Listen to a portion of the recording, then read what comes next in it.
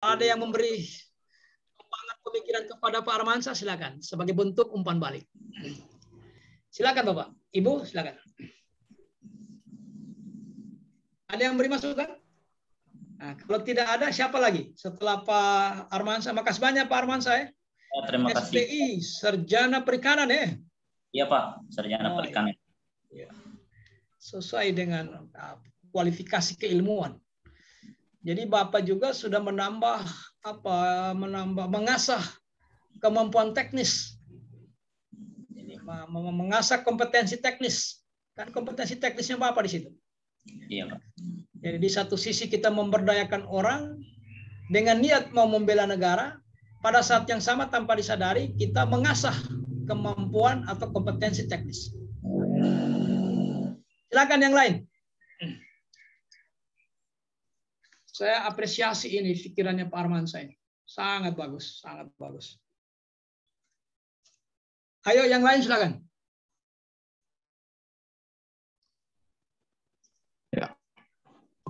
Ya, izin Pak. Yang lain silakan. Ya, silakan. Ya. Pak Syamsul. Iya, Pak. Pak Syamsul, sarjana teknik. Iya. Silakan Pak Syamsul. Iya. Di sini Pak saya ingin menyampaikan tentang nilai dasar bela negara yang nantinya akan diaplikasikan. Jadi yang saya mau coba di sini Pak, di nilai dasar kedua, sadar berbangsa dan bernegara.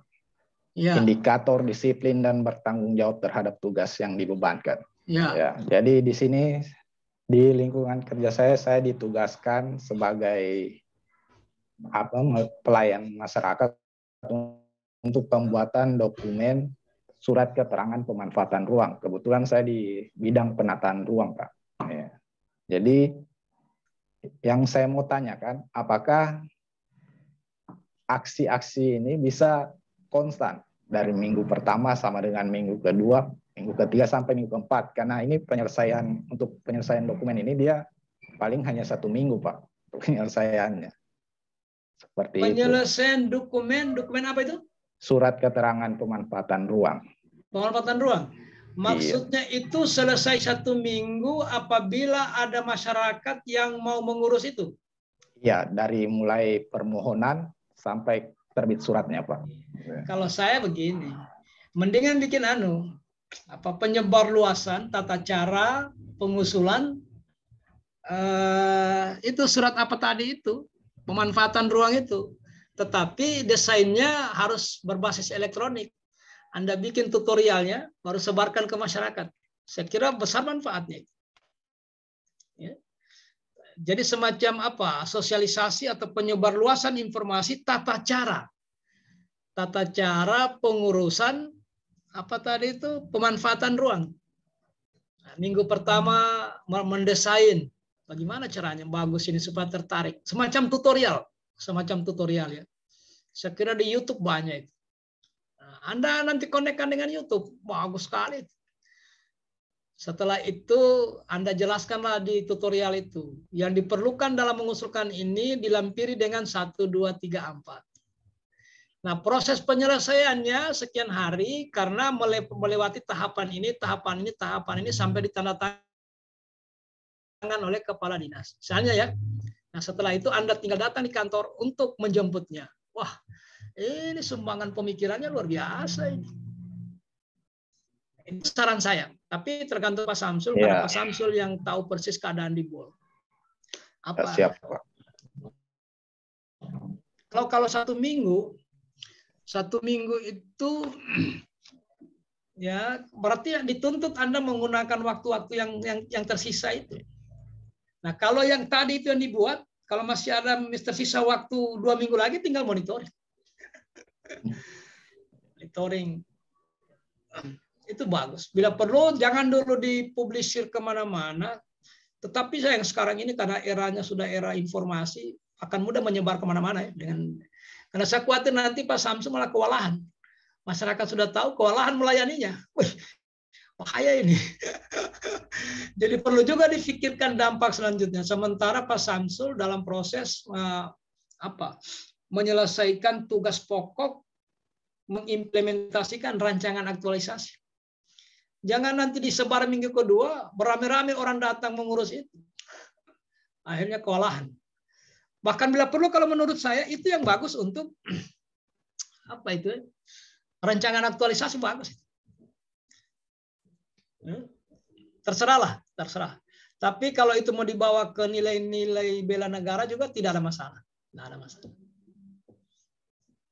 Jadi begitu Pak Samsul nanti dibicarakan dengan mentornya, bagaimana menurut Bapak atau Ibu mentor, saya berencana mau membuat tutorial tata cara pengusulan pemanfaatan ruang ya. Ya, surat keterangan Pak. Keterangan pemanfaatan ruang. Iya. Kalau direspon oleh Pak Mentor, silakan lanjutkan. Siap Pak. Makasih banyak Pak Samsul. Artinya ini sama dengan Pak Anu tadi, Pak Armansyah.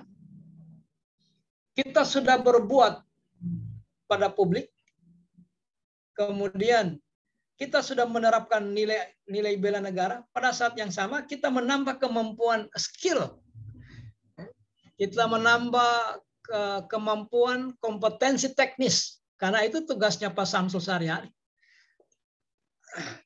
Sangat bagus. Yang begini ini, jadi 1 kali dayung 3 pulau terlampaui. Nilai bela negara kita terapkan, tugas semakin kita pahami, kita sudah melayani publik. Kan enak itu. Sangat enak, sangat bagus. Oke, makasih banyak Pak Samsul. Selanjutnya, siapa lagi? Izin Pak. Tunggu dulu, ada yang memberi masukan ke Pak Samsul, silakan. Kalau ada yang memberi masukan, silakan. Iya, mungkin meskipun ada masukan ini Pak. bukan harga mati ya, masukan ke teman itu tidak harus ya, tidak harus ditindaklanjuti. Silakan. Mungkin masukan untuk Pak Samsul. Iya. Ini kan kebetulan saya dengan Pak Samsul sering ketemu. Mohon dimasukkan juga Pak mungkin di alurnya, mungkin kalau alur permintaan surat atau permohonan surat pemanfaatan ruang itu soal izin lingkungannya Pak, karena berhubungan dengan DLH juga Pak, Dinas Lingkungan Hidup. Iya. Terima kasih Pak. Iya. Jadi kan nanti kalau memang jadi ya, kalau memang jadi itu tutorial, nanti jangan sampai Pak konten-konten ruang itu ya, konten-konten ruang dikaitkan dengan lingkungan. Ya. Bagus itu, bagus. Kalau direstui mentor ya, karena yang pada akhirnya yang merestui ini, menyetujui ini Pak Mentor, karena beliaulah pemilik kewenangan sesungguhnya. Saya kira catatan itu Pak Samsul ya. Ya, siap Pak. Ya. Silakan yang lain. Masih umpan balik ini. Boleh diaktual, tidak harus bela negara ya. Semua modul itu bisa diumpan balik, semua modul. Silakan Pak Parno. Izin Pak, hanya ya, untuk sekedar saran ke Pak Samsul Bahri, masalah pembuatan surat keterangan pemanfaatan.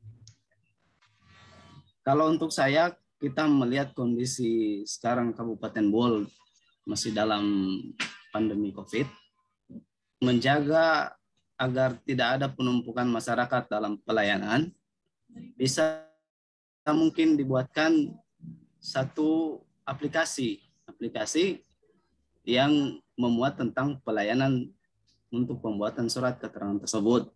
Karena biasanya kalau terjadi penumpukan itu melanggar protokol kesehatan yang sudah ditentukan oleh pemerintah, yang sudah ada aturannya. Mungkin sekian Pak untuk saran Pak Samsul. Baik, makasih banyak Pak Parno. Nah, dalam begini, kalau saya ya, kalau pikiran saya,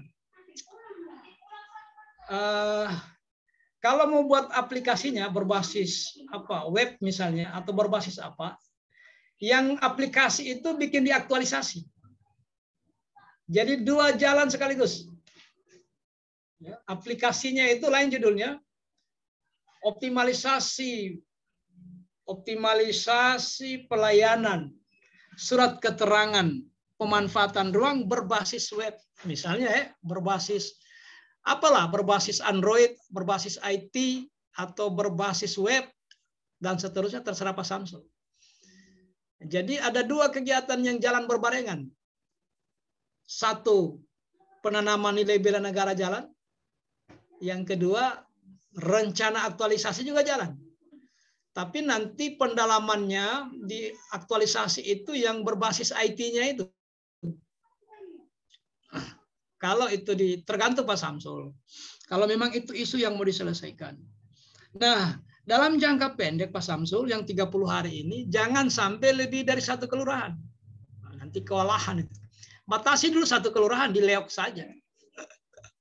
Yang dilayani pertama berbasis web itu di Leok. Jangan menyeberang dulu ke Bokat, kemana, kewalahan nanti. Kalau Pak Samsul memiliki kemampuan, ya lintas kelurahan tapi satu kecamatan. Satu kecamatan dulu. Jangan nanti habis waktu 30 hari, tidak bisa diwujudkan. Kira-kira begitu Pak Samsul. Ada komentar balik, silakan. Iya. Ya, untuk pelayanan ini, pembuatan suket ini, sebenarnya pada dasarnya ini tidak ada untuk pengumpulan atau terjadi perkumpulan dari pemohon, karena berkasnya saja yang masuk ke kami. Tentunya tadi seperti Pak Andi Mahardika dari DLH, ini kan atas usulan dari mereka mengenai surat SPPL maksudnya. Jadi itu atas dasar itu baru pemohon ini datang ke kami untuk pembuatan surat keterangan pemanfaatan ruang. Ini tujuannya sebenarnya untuk izin UKL UPL ataupun pembalikan sertifikat tanah alih fungsi, misalnya dari pertanian ke permukiman. Itu fungsinya untuk surat pemanfaatan ini, Pak. Itu. Baik, secara substansi memang saya tidak kuasai itu. Nanti dicerita di persyaratan kan itu. Ini belum bisa dilayani kalau belum ada surat ini dari lingkungan, kan gitu ya. Waktu sosialisasi lewat sosialisasi lewat tutorial itu, penyebar luasan informasi melalui tutorial itu ya. Ternyata salah satu persyaratannya harus ada SPPL dari Badan Lingkungan Hidup itu. Bukan, itu Pak, sangat teknis dan saya tidak terlalu paham. Saya serahkan kepada Bapak dan Ibu yang memahami pekerjaan hari-harinya. Oke, saya kira tuntas Pak Samsul Bahri, sudah bagus itu. Mengenai rancangan aktualisasinya, saya kembalikan saja. Nanti ada coach yang mendampinginya. Baik, selanjutnya. Siapa lagi? Izin, Pak. Ya, silakan. Ya, silakan, terima Pak kasih, Andi. Pak. Ya. Mungkin kemarin sudah saya pernah sampaikan, Pak, perihal kita, saya mau mengambil nilai dasar yang pertama di indikator pertama, Pak. Mencintai dan menjaga dan melestarikan lingkungan hidup. Kebetulan ada Tunggu dulu, daerah. Pak. Tunggu dulu, Pak. Itu untuk nilai bela negara ya? Korek, Pak. Benar, Pak.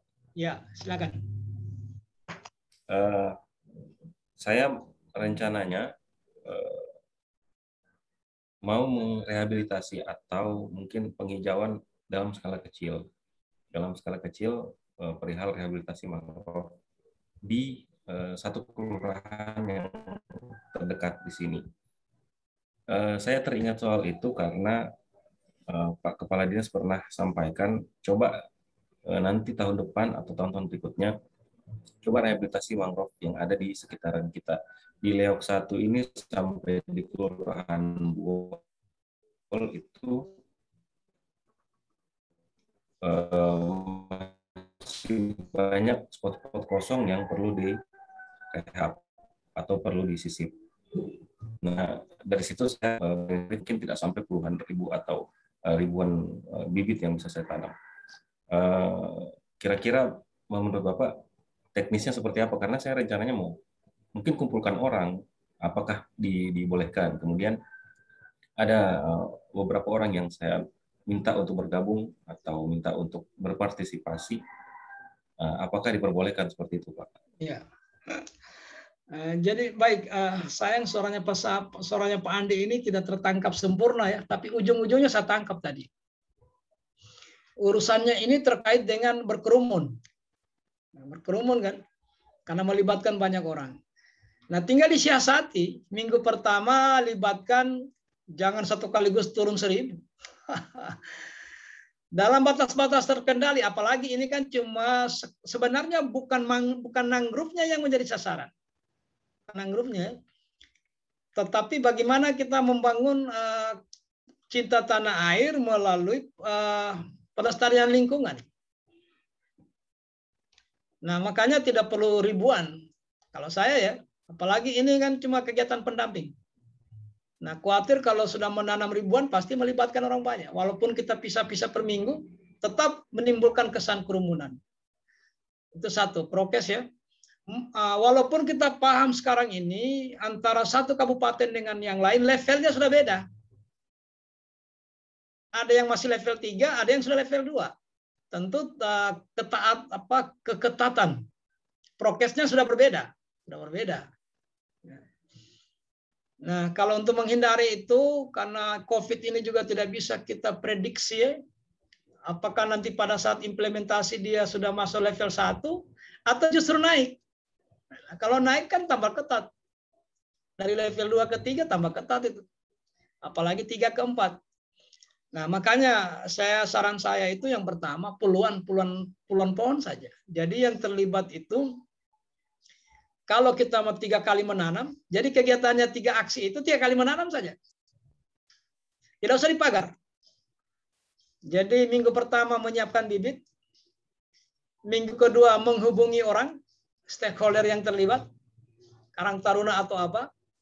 Minggu ketiga menanam, minggu keempat juga menanam, selesai.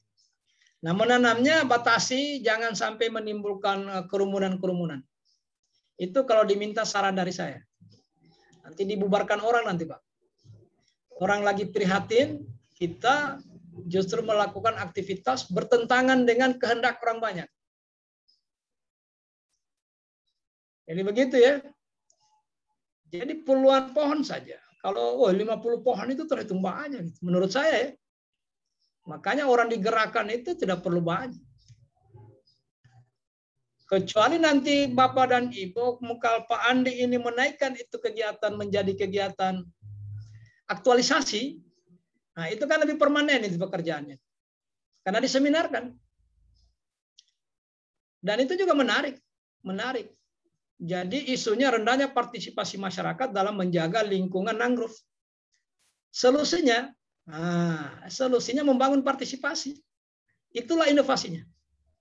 Membangun partisipasi masyarakat dalam menjaga dalam melestarikan lingkungan melalui penanaman mangrove, penanaman kembali mangrove. Ya, jadi yang pertama batasi dulu, jangan terlalu luas. Yang kedua batasi juga jumlah pohonnya. Yang ketiga batasi jumlah orangnya. Untuk kegiatan pendampingan rencana aksi bela negara. Kalau nanti lebih luas lagi, lebih permanen lagi kegiatannya ketika itu dituangkan ke dalam rencana aksi aktualisasi. Jadi sama dengan kasusnya Pak Anu tadi, Pak Samsul tadi, sama juga dengan Pak Armansyah. Boleh juga kegiatan bela negara itu sudah berdampingan dengan kegiatan aktualisasi. Please. Jadi satu kali jalan. Tetapi bukan laporan rencana aksi bela negara diduplikasi oleh laporan rencangan aktualisasi. Kegiatannya berbeda. Aktivitasnya itu berbeda, cuma sasarannya sama. Sama-sama penanaman mangrove. Begitu juga tadi itu. Pak Samsul. Sebenarnya bisa dinebengkan, itu bisa apa istilahnya? Dirangkai itu. Kelanjutan dari penanaman pohon yang berangkat dari rencana aksi bela negara dimasukkan ke dalam rencana aksi aktualisasi. Tentu kegiatannya lebih besar. lebih permanen kegiatan rancangan aktualisasi karena dia melalui proses seminar. Dan terakhir juga yang diseminarkan aktualisasi, bukan nilai bela negara, bukan. Aktualisasi yang diseminarkan terakhir untuk menentukan kelulusan Bapak dan Ibu. Karena itu sudah dikaitkan dengan penerapan nilai-nilai dasar PNS. Saya kira begitu, hindari berkerumun terlalu banyak karena saya tidak tahu statusnya BUOL sekarang level berapa. Dan level yang ada sekarang tidak bisa dijadikan patokan untuk memprediksi pekerjaan dua minggu kemudian. Bisa saja berubah lagi level itu. Akibat perubahan level menyebabkan terjadi lagi pengetatan prokes. Saya kira itu Pak Andi. Ada masukan silakan. Izin Pak. Berarti mungkin saya atur sekitar 5 sampai paling banyak 10 orang. Karena bibit yang kita ambil juga Pak bukan bibit yang dari penyedia bibit, tapi bibit alami Pak, bibit cabutan alam yang kita ambil kemudian disebar di spot-spot yang kosong Pak. Iya. Iya, 5 sampai 10 orang. 5 sampai 10 orang. Sudah cukup itu. Dikaitkan dengan penanaman nilai dasar bela negara. Saya kira cukup itu. Tidak akan menimbulkan, tidak mengundang perhatian orang banyak. Kalau sudah berkerumun pasti mengundang perhatian orang, mulai media beritakan, berdampak tidak bagus. Padahal niat kita sangat baik. Ya, persoalannya kita dalam posisi darurat kesehatan.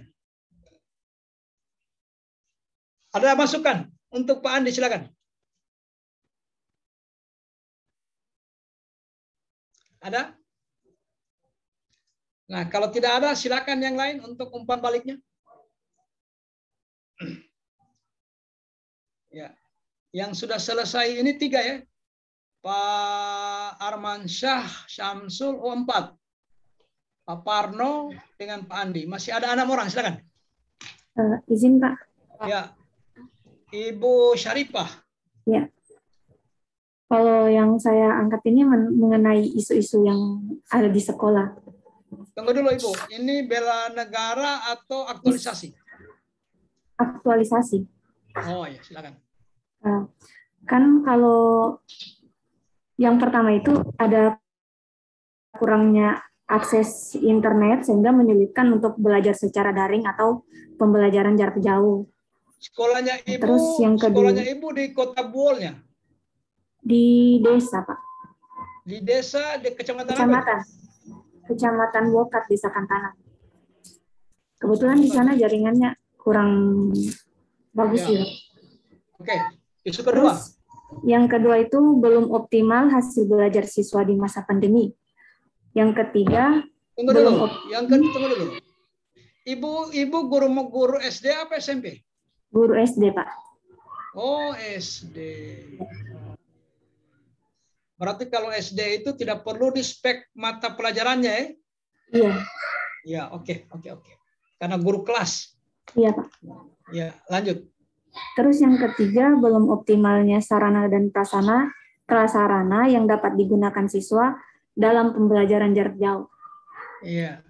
Tidak semua siswa yang punya HP canggih, orang tuanya begitu pun. Ya, seperti itu, Pak. Jadi untuk menganalisisnya melalui yang USG ini Pak, yang analisis urgent, serius, sama grow. Kalau menurutku ketiganya ini urgent Pak. Mungkin butuh bantuannya teman-teman atau Bapak untuk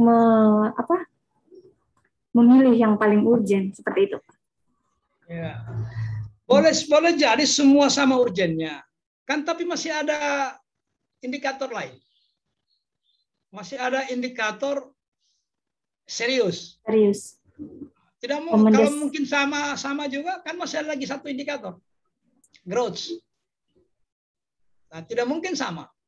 Apalagi kalau Ibu menggunakan APKL. Kalau APKL Ibu pakai, sudah saya pastikan itu yang isu pertama dengan ketiga jatuh.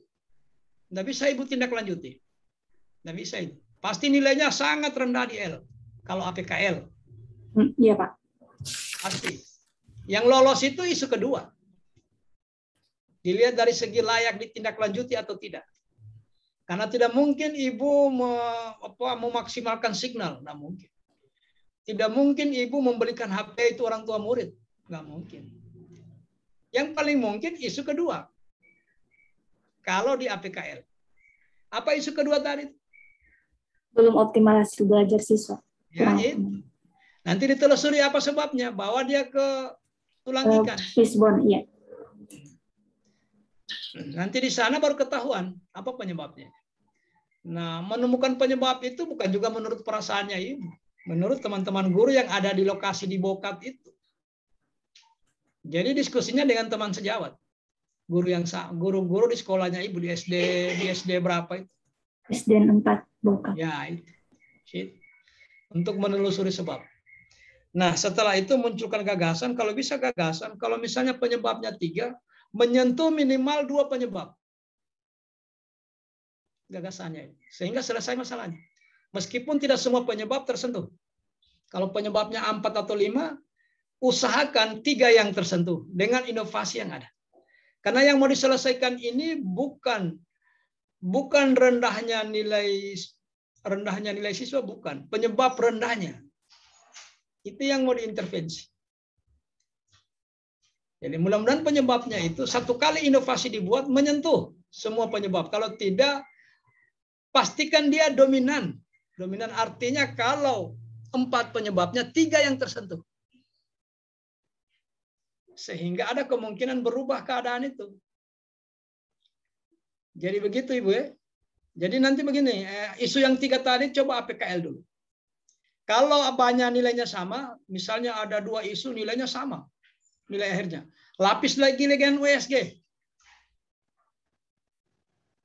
Jadi ditapis lagi dia 1 kali dengan USG. Pasti sudah beda itu. Tetapi kalau di APKL sudah ditemukan nilai yang paling tinggi nilainya, enggak usah di USG. Enggak usah. APKL saja. Jadi begitu validasi isunya mungkin sudah sesuai pengalamannya Ibu, yang Ibu lihat langsung, yang Ibu dengar langsung, sama-sama dia aktual karena sama-sama terjadi, nilainya sama-sama 4 atau 5. Begitu masuk di problematik mulai berbeda dia. Masuk di khalayak mungkin sama lagi. Masuk di layak beda lagi. Beda lagi. Jadi divalidasi saja dulu Ibu dengan APKL. Boleh juga USG. Kan begini ceritanya nih barang ini. Semakin banyak indikatornya, semakin ketat tapisannya. USG itu kan cuma 3 tapisannya. Kalau APKL 4. Kalau AS, kalau Astrid malah 5. 5 tapisannya. Nanti saya perkenalkan juga alat Astrid itu. Nah, setelah itu Ibu temukan sudah core isunya, nah, baru bawa ke kepala ikan. Telusuri sebab, diskusi. Kira-kira apa penyebabnya? Setelah itu, buatlah gagasan. Mudah-mudahan gagasan ini menyentuh lebih dari separuh penyebab. Ya. Jangan 4 penyebabnya, inovasinya hanya menyelesaikan 1 penyebab. Ya, terjadi perubahan tapi tidak signifikan. Kira-kira begitu Ibu. Ya. Nanti judulnya apa ini Bu? Kalau seandainya yang terpilih, Ibu sebenarnya yang ada di pikiran Ibu ini kan unsur subjektivitas. Kalau yang ada di pikiran Ibu, yang mana yang kecenderungannya terpilih di antara 3 isu itu?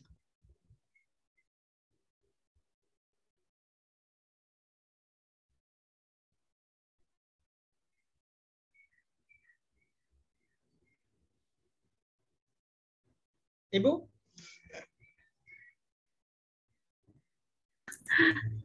Tidak aktif tadi suaranya. Belum optimalnya hasil belajar siswa di masa pandemi.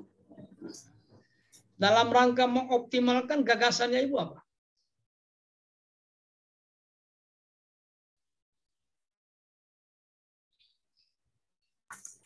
lebih ke tatap muka kalau bisa dilakukan? Kalau ibu mau tatap muka artinya tidak inovatif. Ibu dituntut berpikir kreatif melahirkan hal-hal yang inovasi. Kalau hanya karena alasan pandemi, anak-anak belajar di rumah tidak nilainya rendah, kemudian ibu membuat gagasan tatap muka di kelas, tidak inovasi.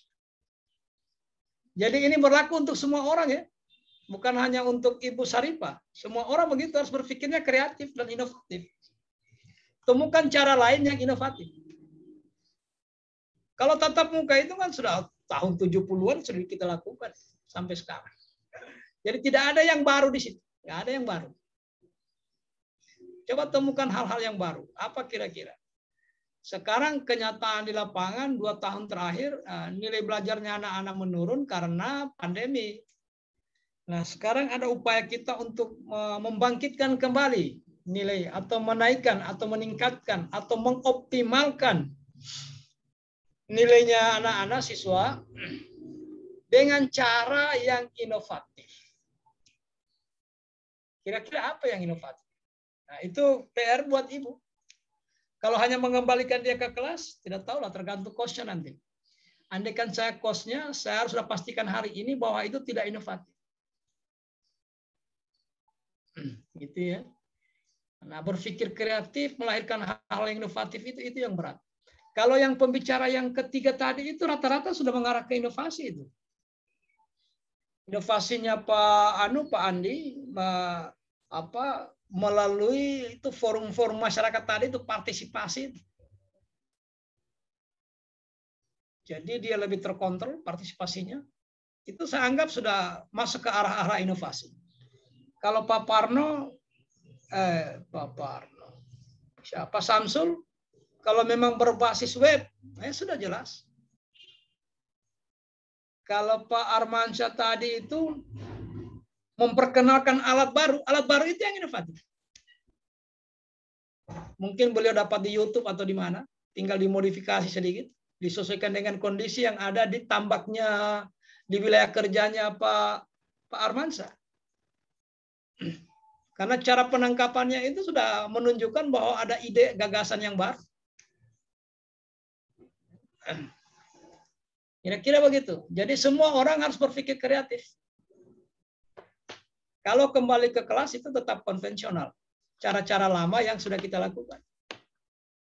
Kecuali ibu mengatakan begini, untuk meningkatkan nilai belajar ini, saya kerjasamakan dengan siapa begitu, kepala desa atau apa. Atau komite, atau OSIS, atau apa saja. Kerjasamakan dalam sebagai tim pemantauan khusus. Belajar anak di rumah. Wah, itu inovatif itu. Karena selama ini tidak terfikirkan. Kita lepas saja. Atau ibu karena ini anak SD, ibu pakai pola mentoring. Pakai mentor dia. Jadi anak kelas 6 yang sudah pintar membaca, sudah bagus anunya, dia jadi mentornya anak-anak kelas 3, kelas 2, kelas 4. Jadi dibagi, satu orang mementoring 5 orang. Atau pola coaching, coach. Yang kelas 6 tunjuk dia sebagai coach. Tentu diinventarisir dulu tempat tinggal mereka. Nah, kau kelas 6 kau tugasmu di RT sekian. Ada 5 di situ siswa yang kau coaching, yang kau arahkan selama sekian minggu. Kalau seandainya implementasinya minggu ketiga, ya 1 minggu dia coaching. Ya coaching itu anak-anak. Nah itu baru itu baru. Pendekatan mentoring atau berbasis coaching. Coach. Atau berbasis mentor. Di mentoring itu anak-anak diarahkan. Tak. Nah, kalau itu ibu sampaikan, pasti penguji bilang, oh ini baru gagasan. Kalau kembali ke sekolah, ke kelas, tidak ada yang baru. Mengulang lagu lama. Kan gitu ya. Nah, Bapak dan Ibu dipaksa berpikir kreatif. Melahirkan hal-hal yang inovatif.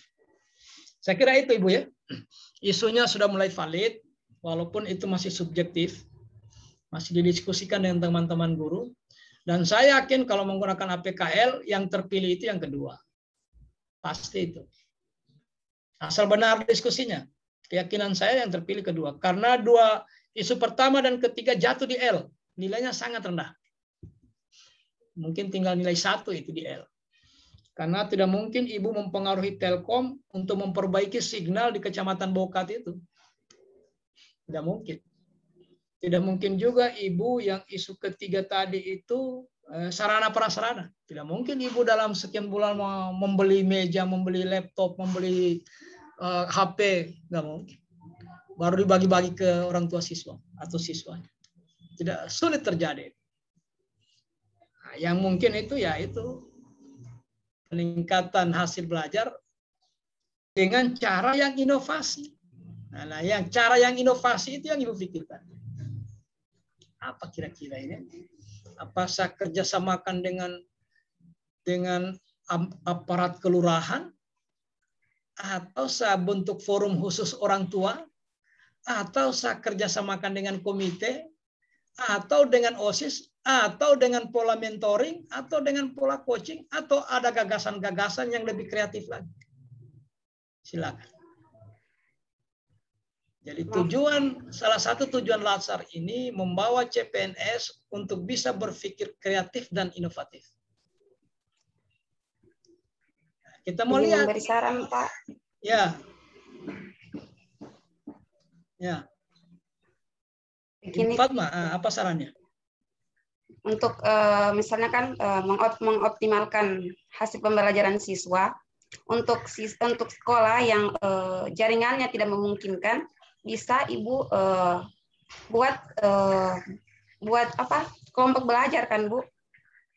Misalnya ibu buat satu kelas itu ibu bagi ke dalam beberapa kelompok. Setiap kelompok terdiri dari 3 orang misalnya.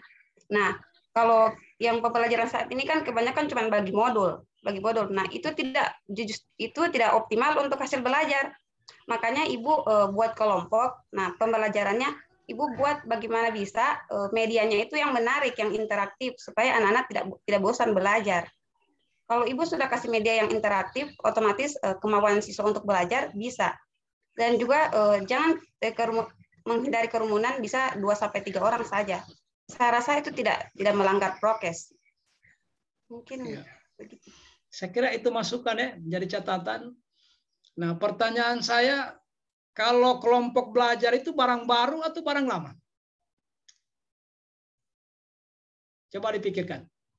Kalau kelompok-kelompok belajar di luar sekolah itu termasuk barang baru atau barang lama itu? Coba dianalisa. Barang baru. Barang baru ya? Belajar kelompok itu barang baru ya? Barang lama, Pak. Saya kira dari dulu kita dibentuk-bentuk kelompok itu. Makanya belum kreatif kalau hanya kelompok. Kecuali isinya kelompok itu menggunakan media-media tertentu. Baru ada kebaruannya. Kan inovasi itu memastikan ada kebaruan. Kalau hanya membentuk kelompok, dari dulu saya SMP sudah ada belajar-belajar kelompok itu. Saya SMP itu tamat tahun 81. Sudah tamat saya SMP. Sudah ada tugas-tugas kelompok itu. Sudah ada. Nah, sekarang bagaimana menginovasi tugas kelompok itu? Diisi dengan apa dia? Supaya inovatif itu kelompok tadi. Kalau hanya bentuk kelompok, kemudian belajar secara kelompok, saya kira itu dari dulu orang sudah tahu. Artinya miskin inovasi. Masih miskin inovasinya. Coba muatan-muatan kerja di kelompok itu diberi bobot yang baru. Tambah konten yang baru. Supaya meyakinkan kita ada inovasi belajar kelompoknya. Nah gitu ya. Jadi memang beratnya ini barang di situ. Karena Bapak dan Ibu dipaksa berpikir kreatif untuk melahirkan hal-hal yang inovatif. Jadi out of the box. Keluar dari cara-cara lama. Kalau cara-cara lama yang diwariskan ya jangan terlalu berharap ada perubahan. Saya mau kasih tahu Bapak dan Ibu. Mungkin kemarin saya sudah sampaikan, tapi saya mau menjagarkan ingatannya Bapak. Kamu tahu di mana BKPSDM-nya, Bul? Di mana itu? BKPSDM-nya, Bul, di mana? Di mana alamatnya? Jalan Syarif Mansur. Explorer Lab 2. Nah, jadi begini, saya tidak tahu persis ya kantornya. Tapi kita hari ini ngumpul di sana 10 orang ini, atau 11 orang dengan saya ngumpul di BKPSD. Kemudian kita jalan ke Pelabuhan Leok, atau ke pasar lah, ke pasar Buol. Kita jalan kaki. Sampai di sana kita cek, 30 menit kita jalan. Pertanyaan saya, kalau besok kita jalan lagi dari BKPSDM ke pasar, kira-kira berapa menit lagi? Sama Pak, 30 menit. Kalau lusa? Sama Pak, 30 menit. Biar 3 abad ke depan, tetap 30 menit. Kenapa? Karena tidak ada perubahan di proses. Tetap 30 menit. Kecuali Anda rubah di proses. Rubah jalur, rubah jangan jalan kaki, pakai sepeda, rubah titik start, baru terjadi perubahan di output. Pasti terjadi perubahan di output karena ada perlakuan di proses. Di prosesnya yang kita perbaiki. Makanya sering orang mengungkapkan hasil itu tidak pernah mengkhianati proses. Ya. Hanya orang-orang yang stres itu mengharap perubahan output, tapi tidak ada perubahan di proses. Itu orang stres itu. Dia ingin berubah hasilnya, tapi tidak ada perlakuan-perlakuan yang dia rubah di titik startnya, di inputnya, di prosesnya, tidak ada perubahan. Bagaimana bisa berubah output? Nggak mungkin. Jadi saya ingin katakan, kalau ada orang berpikir berubah output tanpa ada perubahan di input dan proses, hanya orang-orang stres. Jadi gitu ya. Jadi kalau ingin berubah outputnya, coba bikin proses baru. Tanam itu gerakan itu pemuda. Karena selama ini pemuda tidak konsen ke situ. Coba alihkan perhatiannya dari musik, dari kesenian, ayo ke lingkungan. Nah, sudah mulai terjadi perubahan proses. Dengan demikian, jumlah output yang ditanam akan bertambah. Begitu juga. Itu petani tambak itu daya kemampuan menangkap cuma begitu terus. Tetapi begitu Pak Armansyah memperkenalkan alat baru, terjadi perubahan. Terjadi perubahan di output. Karena alatnya diganti. Jangan lagi pakai pancing. Kalau kau pakai pancing tidak akan berubah hasilnya, tetap seperti kemarin-kemarin itu saja. Coba kalau kau limas, akan berubah. Coba kau pakai alat ini, Pak. Ini kalau alat ini kau buang, ikan datang berkumpul sendiri. Wah, luar biasa itu. Luar biasa. Nah, yang begitu-begitu maksudnya Bapak Ibu. Ya. Dan yang paling berat menurut saya, bukan yang paling berat, salah satu yang berat. Ketika Bapak dan Ibu berpikir kreatif dan inovatif.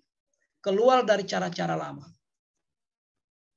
Keluar dari cara-cara lama. Sebenarnya juga tidak terlalu berat karena begitu banyak referensi yang ada di YouTube. Banyak sekali referensi. Ada yang di Jawa Barat, ada yang di Jakarta, ada yang di Medan, ada yang di Makassar. Tinggal diklik apa yang Anda mau cari. Nah, modifikasi itu. Tarik dia, adopsi. Bawa dia ke Buol dengan penambahan atau pengurangan. Itu namanya adopsi. Mengadopsi karya orang lain tidak apa-apa, termasuk inovatif. Termasuk inovatif.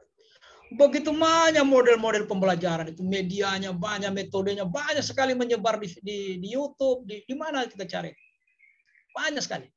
Tinggal diadopsi, ditambah kurang. Ingat, penambahan dan pengurangan ini menambah efektivitas alat yang diadop atau cara yang diadop. Jangan kamu tambah atau kurangi, justru mengurangi efektivitasnya. Tidak boleh juga Bapak dan Ibu lihat di Medan seperti itu guru matematika, Anda ambil, seluruhnya Anda ambil. Terapkan di Buol tanpa ada sedikit pun perubahan. Itu namanya copy paste. Nggak bisa juga begitu. Nah, kita kan studi banding itu untuk apa? Nah, studi bandingnya hari ini di YouTube. Tidak usah pergi di sekolah SMP di Medan, atau di Jakarta, atau di Bandung. Nggak perlu. Studi banding di YouTube. Coba klik cara peningkatan minat belajar matematika. Apa yang dilakukan orang di luar sana? Oh, ada metode namanya ini metodenya. Anda adopt. adopt. Sesuaikan dengan wilayah BOL. Nah, kalau di BOL ini karena kearifan lokalnya begini, ini saya tambah. Karena ini bertentangan dengan nilai-nilai atau norma-norma yang ada di BOL, ini saya hilangkan. Kira-kira begitu Bapak Ibu ya.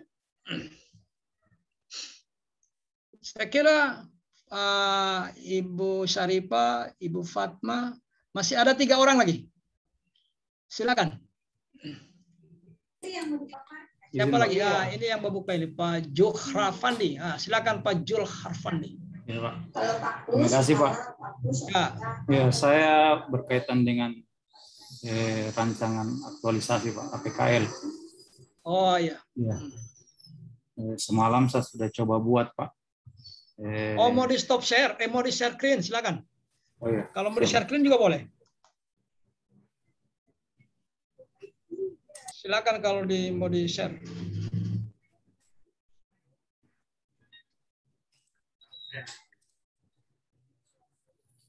Ya, kurangnya.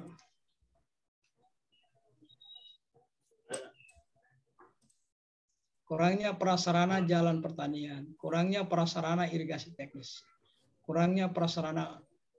Embung ini apa? Apa embung itu? Embung itu Pak kayak penampungan air Pak, kayak semacam bendungan gitu. Ya, itu khusus di lahan-lahan yang sulit air Pak. Ya, jadi ini kan bagus dikomentari ini ya, karena kelihatan. Nah, yang terpilih ini apa? Jadi semalam saya juga sesuai saran Bapak mencari orang-orang untuk diskusi curah pendapat. Jadi saya dapat 1 orang semalam diskusi dengan beliau. Dia juga sering di lapangan melihat keadaan. Jadi setelah dilakukan analisis, dipilihlah yang kedua ini Pak, kurangnya prasarana irigasi teknis. Nah, tunggu dulu Pak ya, sebelum kita lanjut ya. Apa pemahamannya Pak Fandi ya? Saya panggil Pak Fandi saja ya. Iya, siapa? Iya, panggilan saya Fandi. Pak Fandi, ya Fandi, apa yang Anda pahami tentang prasarana? Apa itu prasarana? Prasarana itu Pak, dia lebih ke hal yang apa ya? Yang fisik Pak, seperti yang fisik-fisik ya, pembangunan jalan. Ya, jadi betul. Iya. Jadi prasarana itu bedanya dengan sarana. Kalau sarana itu bisa dipindahkan. Iya. Kalau prasarana tidak bisa dipindahkan.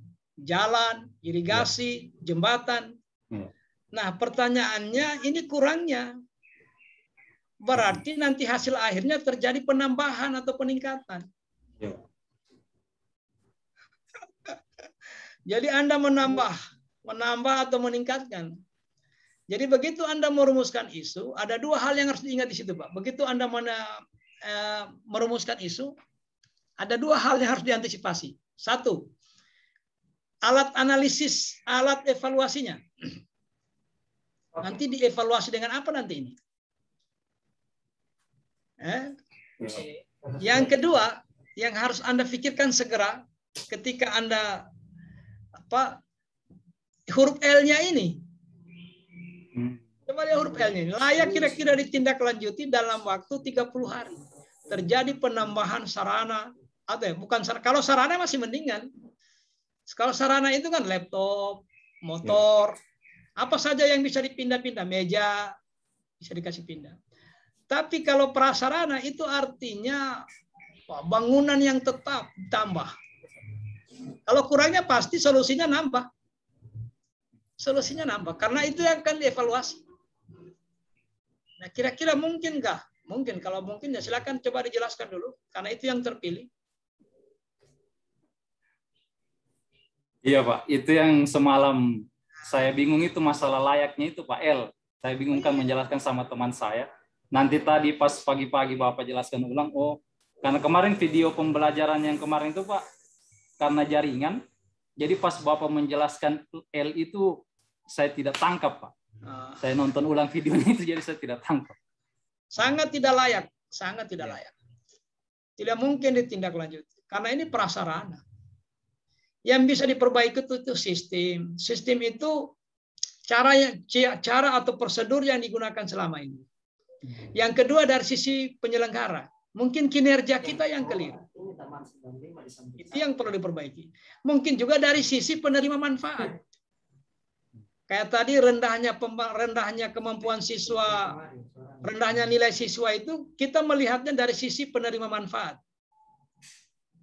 Jadi yang kita perbaiki itu di siswanya, supaya bagaimana dia bisa berubah cara belajarnya.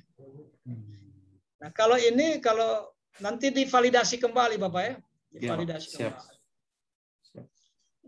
Kurangnya prasarana jalan pertanian, kurangnya prasarana irigasi teknis, kurangnya prasarana begini. Ini Pak Fandi ini sarjana pertanian ya? Iya, Pak. Kemudian peta pertanian. Kalau nanti Anda terjebak di prasarana, nanti sepertinya mengarah-ngarahnya ke sarjana teknik. Mengarah-arahnya ya ke sarjana teknik nanti. Kalau prasarana itu kan konstruksi. Konstruksi itu ya PUPR. Tunggu dulu, Bapak bekerja di PUPR? Enggak, Pak. Jadi saya ini, Pak, di bidang saya di Ketahanan Pangan dan Pertanian itu bidang sarana dan prasarana pertanian, Pak. Terus seksi saya itu staf di seksi LIP. LIP itu lahan irigasi dan pembiayaan. Lahan irigasi. Coba di lahannya saja. Kenapa produktivitas lahan rendah? Iya, itu saja. Mungkin karena sistem Bapak pembinaan selama ini yang keliru. Coba kata berdayakan laboratorium di sekitar itu. Laboratorium jembatani dia menjadi salah satu fungsi konsultasi petani secara online. Wah, itu kan hebat itu. Siap. Sangat bagus itu. Sangat bagus. Jadi petani kalau ketemu apa istilahnya itu organisme pengganggu tanaman, apa OPT ya? Iya, OPT, Pak. Coba kata kendalikan OPT itu. Tetapi berbasis online. Tinggal dia kepala lab, di sini ada hama baru ini, begini modelnya. Pasti cepat turun karena kita sudah berbasis online. Nah, saya juga tidak paksakan karena ini juga terkait dengan signal, baru sasarannya petani. Belum tentu juga petani punya Android, kan gitu ya. Nah, mungkin basisnya yang di jembatani itu kerjasama ketua atau kelompok tani dengan laboratorium setempat. Kalau labnya belum ada atau belum jalan, ya langsung ke Pak Anu saja. Ke seksinya Pak Fandi saja. Langsung di situ Anda, sehingga monitoring lebih cepat. Diarahkan kelompok taninya. Nah, saya kira dari sekian anggota kelompok tani, pasti ada yang pakai Android. Pastilah. Nggak mungkin di era sekarang ini orang bertahan di Nokia. Nggak mungkin. Iya, Pak. Diarahkan ya. Jadi ada bimbingan praktis nanti kegiatannya, bimbingan praktis operasional sistem. Nah, begini mengoperasionalkan. Jadi kira-kira begitu ya. Daripada sarana prasarana, wah, berat itu Pak. Karena mau bangun jembatan, mau bangun irigasi, mau bangun jalan. Ya Pak, soalnya seksi saya itu khusus seksi saya itu bergerak di situ, Pak. Jangan di bidangnya Bapak, jangan di bidang. Jadi begini, ya, jangan Anda berangkat dari bidang, turun ke seksi. Nah, setelah turun ke seksi, turun ke uraian tugasnya Bapak. Kalau uraian tugas tidak ada, baca itu SKP, sasaran kerja pegawai.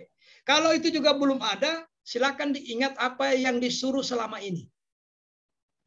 Apa yang diperintahkan selama ini, yang dikerjakan selama 6 bulan ketika Bapak dan Ibu orientasi di OPD masing-masing. Kalau guru sudah pasti. Kalau guru.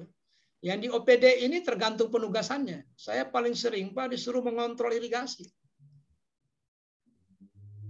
Mungkin kalau irigasinya, bukan irigasinya diperbaiki, mungkin petugas penjaga pintu airnya, kinerjanya mungkin yang dinaikkan. Atau partisipasi kelompok merawat irigasinya. Itu yang rendah. Jadi bukan membangunnya. Bagaimana memaksimalkan pemanfaatan irigasi berbasis partisipasi kelompok tani. Jadi kelompok taninya yang dihayo-hayo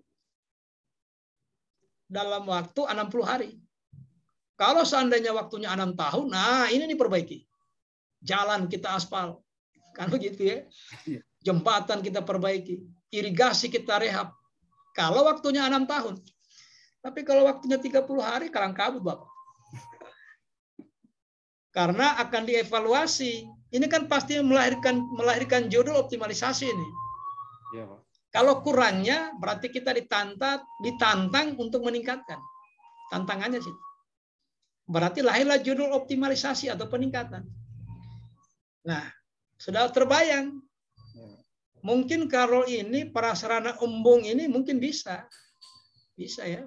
Karena saya juga tidak paham embung itu seperti apa modelnya. Mungkin bisa ini didaya gunakan. Bisa. Yang paling layak ditindaklanjuti embung. Jadi ini nilainya, ini kursor saya tidak kelihatan ya. Tidak kelihatan kursor saya. Kelihatan nggak kursor saya? Tidak ya? Tidak ya? Karena share screen-nya dari Pak Fandi. Nah, ini yang isu yang pertama, L-nya ini 1. Isu yang kedua, L-nya juga 1. Isu yang ketiga, L-nya 5. Kan paling mudah dia ini. Karena saya lihat penjelasan singkatnya tadi kan dibuat ini. Iya, Pak. Jadi dengan demikian yang terpilih isu 3. Ya, Pak. Betul memang itu, Pak. Memang berdasarkan diskusi juga semalam dengan beberapa teman, pengalaman itu setelah dibangun embung, itu asas pemanfaatan jangka panjangnya itu tidak berkelanjutan. Jadi kadang sudah dibangunkan, itu terbengkalai itu embung-embung itu. Ada banyak kasus di lapangan seperti itu. Jadi begini isunya Bapak, tidak optimalnya pemanfaatan embung. Itu yang ditaruh di kepala ikan. Cari penyebabnya. Jadi begitu menganalisisnya. Anda salah menangkap gejala. Kalau dokter kan kalau menangkap gejala itu dia tanya apa keluhan. Nah, keluhan itu dia standarkan dengan teori yang dia terima selama kuliah. Kalau orang demam, kemungkinannya 1 radang paru-paru. Kalau anak-anak demam ya. Yang kedua, kalau radang paru-parunya normal, cek jangan-jangan salah urat. Kalau salah uratnya juga normal, cek jangan-jangan ada virus influenza. Kalau virusnya normal, cek amandelnya. Pasti salah satu ada itu. Karena itu penyebab orang demam. Pasti itu. Jadi dokter itu tidak salah itu. Karena dia sudah tahu kalau orang gejalanya pusing, penyebabnya ini 1, 2, 3, 4, sudah dia tahu itu. Tinggal diarahkan alat untuk memastikan di mana adanya itu. Nah, begitu juga kita. Letakkan dia di kepala ikan, baru kami survei ke lapangan. Kenapa ini embung ini selalu kasusnya tidak berkelanjutan? Apa yang salah? Apakah embungnya tidak mudah atau daya manfaatnya yang rendah? Berarti embungnya nanti dilengkapi. Tunggu dulu, jelaskan dulu embung sekali lagi. Apa itu embung itu? Embung itu Pak untuk menampung air biasanya Pak. Ini dibuat pemerintah atau dibuat petani? Kebanyakan kalau yang saya alami selama di lapangan Pak dibuat pemerintah, bantuan pemerintah Pak. Oh, berarti berat juga. Pekerjaan berat. Saya membayangkan embung itu hasil karya petani yang difasilitasi pemerintah. Jadi mereka yang tahu fungsinya. Karena kita hanya fasilitasi. Maka mereka membuat menurut kebutuhannya. Nah, kalau dibuat pemerintah semacam apa ya? Berarti dananya tinggi nih. Iya, Pak. Termasuk besar. Nggak bisa. Oke, saya kira itu dari Pak Fandi ya. Pak Julhar Fandi.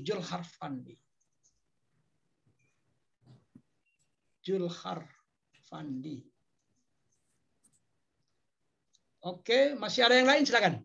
Kita stop share saja dulu Pak ya. Nanti perbaiki dulu validasi isunya ya. Ya, siap Pak. Siap. Izin, Pak. Silakan di stop share. Kita masuk pada yang ada 3 orang lagi. Izin Pak. Ya, silakan. Pak, saya juga kurang lebih masalahnya sama dengan Ibu Syarifah Aulia. Saya juga guru kelas dan sekolahnya juga di tempat yang tidak didukung dengan jaringan internet. Di kecamatan? Jaringan Di kecamatan? Di Kecamatan Bokat, Desa Tayadun. Oh ya. Saya juga angkat masalahnya itu yang pertama, kurang efektifnya pembelajaran jarak jauh selama masa pandemi. Terus yang kedua, rendahnya hasil belajar siswa selama masa pandemi. Terus yang ketiga, kurangnya minat siswa untuk membaca. Oh iya. Tunggu dulu. Ya sudah, lanjut dulu. Yang terpilih ini kan subjektivitas dulu bekerja ini. Iya. Ya, awalnya Pak sebelum Bapak menjelaskan kan ini saya buat kemarin Pak.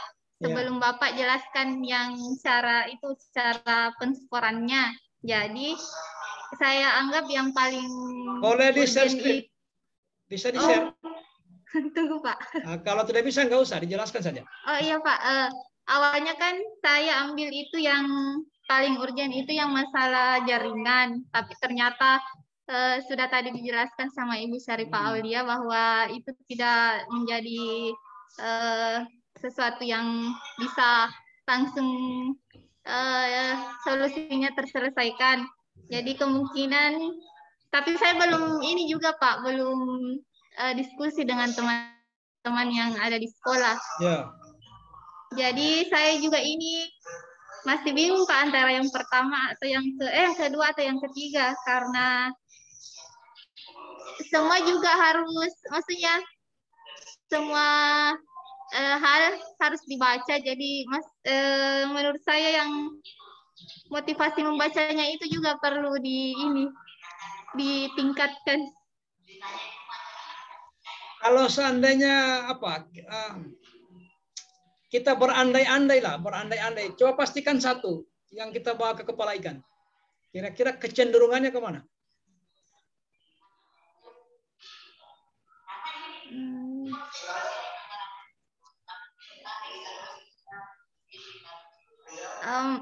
Maksudnya Pak, ini kan semuanya itu maksudnya harus dibaca dulu, baik pelajaran apapun itu. Jadi maksud saya lebih penting yang untuk membacanya dulu itu Pak. Jadi seharusnya begini, kalau kita ingin menemukan hari ini kemungkinan gagasannya, harus dipastikan dulu mana yang ranking 1. Jadi begini, ini kan maksud saya, ini bukan hasil validasi, tapi kecenderungannya Ibu. Kecenderungannya Ibu memilih yang mana?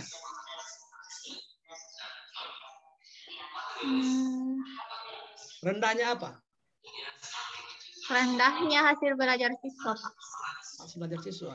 Tidak perlu di spek apa ya, IPA atau IPS atau apalah istilah sekarang.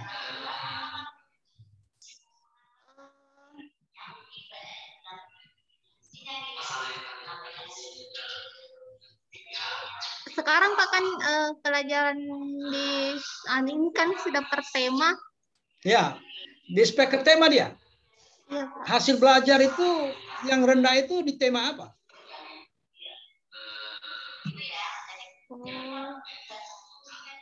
Oh nanti Pak di lebih spesifik lagi. Nah sebenarnya begini, waktunya Ibu kan cuma 30 hari.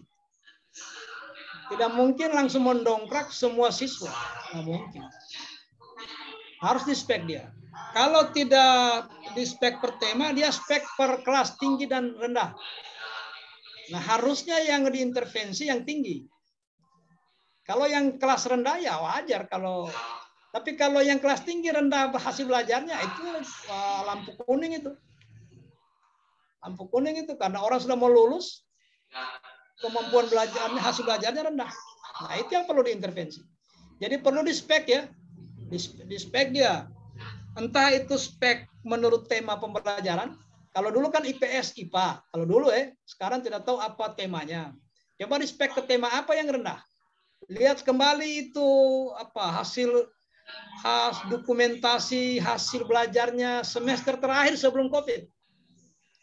Bandingkan dengan yang ada sekarang. Benarkah terjadi penurunan?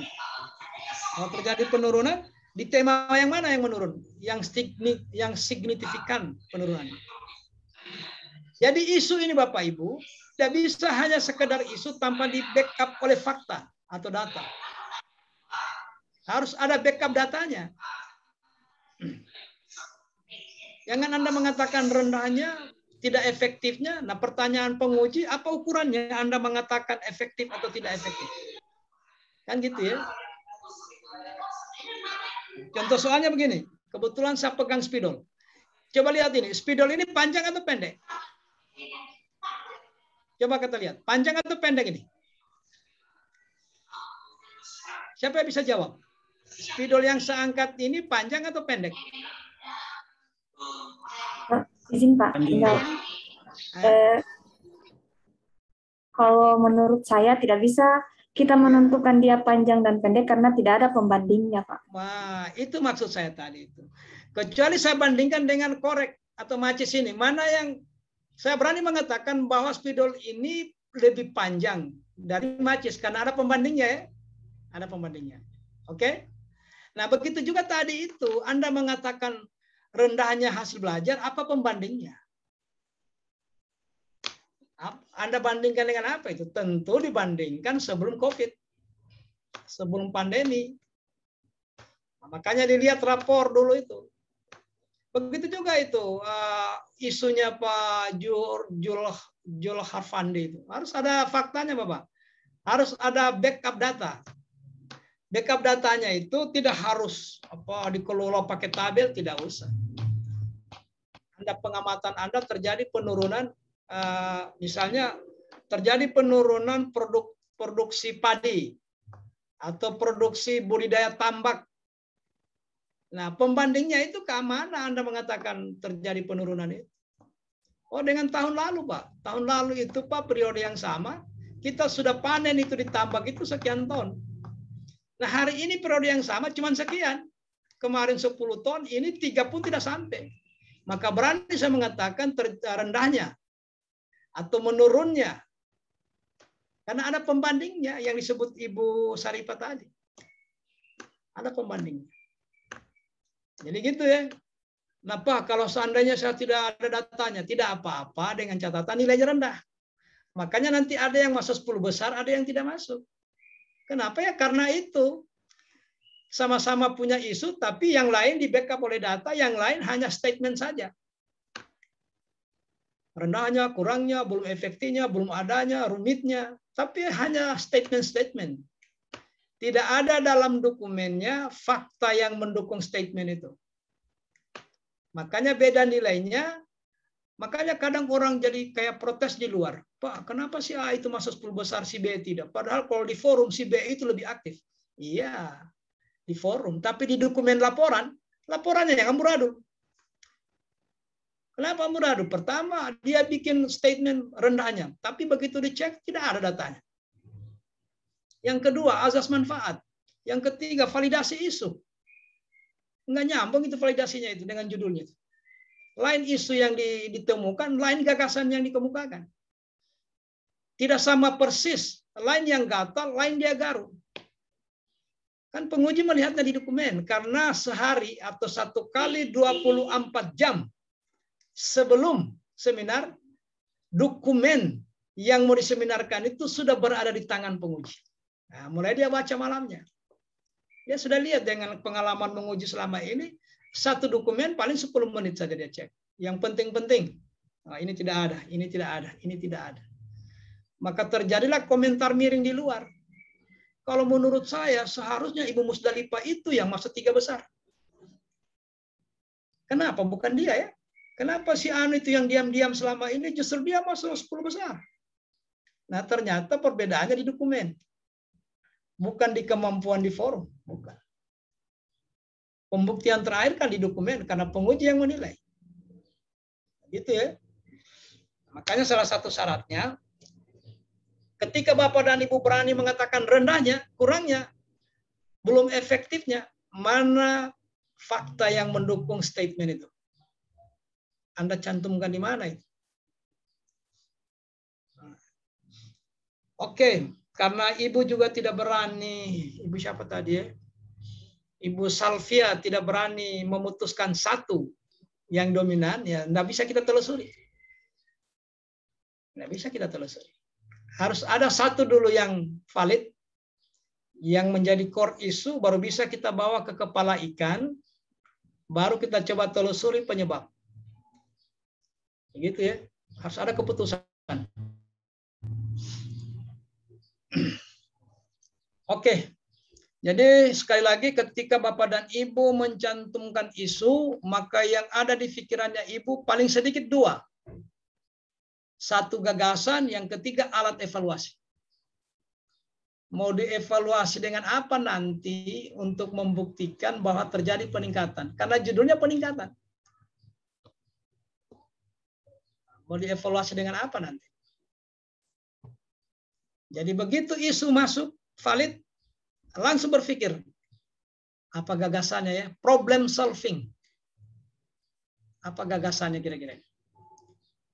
Setelah ada gagasan, kira-kira saya evaluasi dengan cara apa nanti?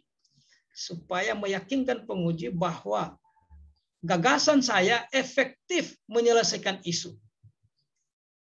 Kalau tadi rendahnya sudah terjadi peningkatan, tidak efektifnya mulai efektif, belum adanya sudah terbangun. Sudah dirumuskan.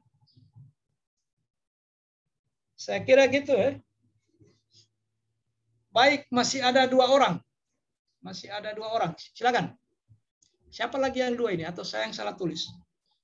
Pak Armansa sudah, Pak Samsul sudah, Pak Parno sudah, Pak Andi sudah, Ibu Syarifah sudah, Ibu Fatma sudah, Pak Afandi sudah, Salvia sudah. Masih ada dua orang kah? Atau saya salah tulis ya? Masih ada dua, silakan. Pak. Oh, Ibu Musdalifah. Nah, silakan Ibu Mus. Ya Pak, makasih. Ini saya mau coba bukan tentang nilai bela negara dengan isu yang ada di masyarakat pembudidaya ikan. Yaitu nilai bela negara yang keempat, yaitu rela berkorban untuk bangsa dan negara. Indikatornya itu rela menolong sesama warga masyarakat yang mengalami kesulitan tanpa melihat latar belakang sosial kulturalnya. Ya. Di sini saya mencoba ingin memfasilitasi masyarakat pembudidaya dalam pengetahuan dalam mengelola wadah dan kualitas air dan kualitas airnya dengan menggunakan alat dan bahan tradisional. Sebenarnya, mohon maaf Ibu, itu kan idenya bagus sekali itu, langsung kelihatan inovasinya. Sebaiknya itu Ibu bawa ke rancangan aktualisasi. Kan manfaatnya sangat besar itu. Masyarakat tidak tahu bagaimana menjaga kualitas air sebagai syarat tumbuhnya ikan.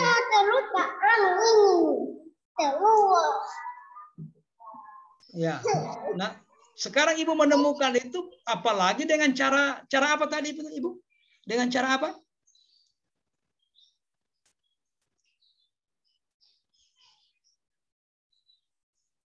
Dengan cara apa tadi, Bu? Menggunakan alat dan bahan tradisional. Nah, itu kan menarik sekali. Menarik sekali. Sekarang ini kan orang mengandalkan pabrikasi. Menarik sekali itu, Ibu. Kalau bisa diangkat di rancangan aktualisasi. Tapi mungkin ada yang lebih heboh dari itu, ya silakan. Ini menurut saya heboh ini. Bagus sekali. Bagus sekali. Kita ini kembali ke yang lokal-lokal, memberdayakan yang lokal-lokal karena kenapa? Karena waktu kita singkat. Praktis tapi bermanfaat. Itu yang kita inginkan. Praktis tidak mahal, bahan lokal, tapi azas manfaatnya luar biasa. Saya sarankan Ibu, ya, tetapi kalau ada yang lebih heboh dari itu, ya enggak apa-apa. Di bela negaranya heboh, di aktualisasinya heboh, dua-dua heboh. Heboh itu maksudnya artinya berdampak manfaat luar biasa kepada penerima manfaat. Itu yang kita tunggu-tunggu sebenarnya. Yang ditunggu-tunggu penguji itu ada inovasi sederhana, murah, tetapi azas manfaatnya luar biasa. Karena inovasi itu tidak harus IT. Tidak harus IT. Nah, harus IT. Baik. Nah, lantas Ibu, bagaimana ceritanya nih? Misalnya Pak, masalah wadahnya, pengelolaan wadahnya kan selama ini yang terjadi masyarakat itu biasanya ada di pembudidaya ikan air tawar itu biasanya ada kematian. Maksudnya pada saat pengelolaan wadahnya itu tidak terlalu efektif, atau dia masih menggunakan zat-zat kimia yang bisa menimbulkan Tunggu dulu. Ibu ini pertanian atau perikanan? Perikanan, Pak. Iya, lanjut. Yang saya mau ini Pak, yang misalnya kolam yang baru dibuat, kan wadahnya Pak, kolam yang baru dibuat itu masyarakat biasanya langsung mengelola wadahnya itu dengan menggunakan misalnya pembersihannya dengan menggunakan formalin, zat kimia begitu Pak. Yang ingin saya fasilitas begitu,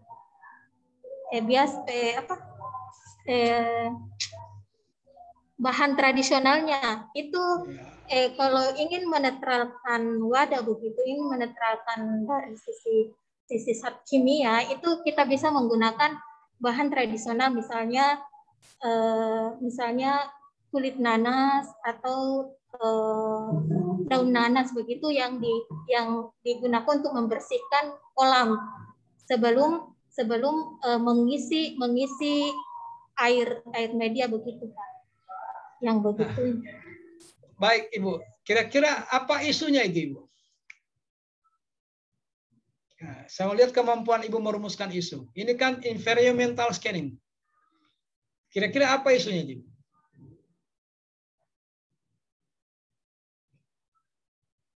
Inovasinya sudah ketemu, kita mau cari tahu inovasi ini isu apa yang dia jawab. Kira-kira apa isunya? Siapa yang bisa bantu Ibu Musdalifah? Inovasinya sudah bagus, tapi sebenarnya bukan beliau tidak paham isunya. Beliau sangat paham. Karena inovasi itu lahir dari isu. Gagasan itu lahir setelah ada isu. Cuma bagaimana memformulasikan kalimatnya supaya pas betul ini. Sekarang jalan keluarnya sudah ada, tetapi sesungguhnya jalan keluar yang ditawarkan itu menyelesaikan isu apa itu? Apa isunya kira-kira? Izin Pak bantu menjawab. Ya, sama-sama sarjana perikanan ini. Ya. Rusaknya kualitas air yang ada di lingkungan pembudidaya tambak di lokasi tersebut. Boleh. Boleh. Jadi isunya itu ya, terjadinya penurunan kualitas air. Kan gitu ya? Penurunan kualitas air wadah. Apa penyebabnya baru ditelusuri. Jadi Ibu, isunya itu yang disampaikan oleh Pak Armansyah tadi. Apa ya? Terjadinya penurunan kualitas air. Air dalam harus dikaitkan dengan wadah itu.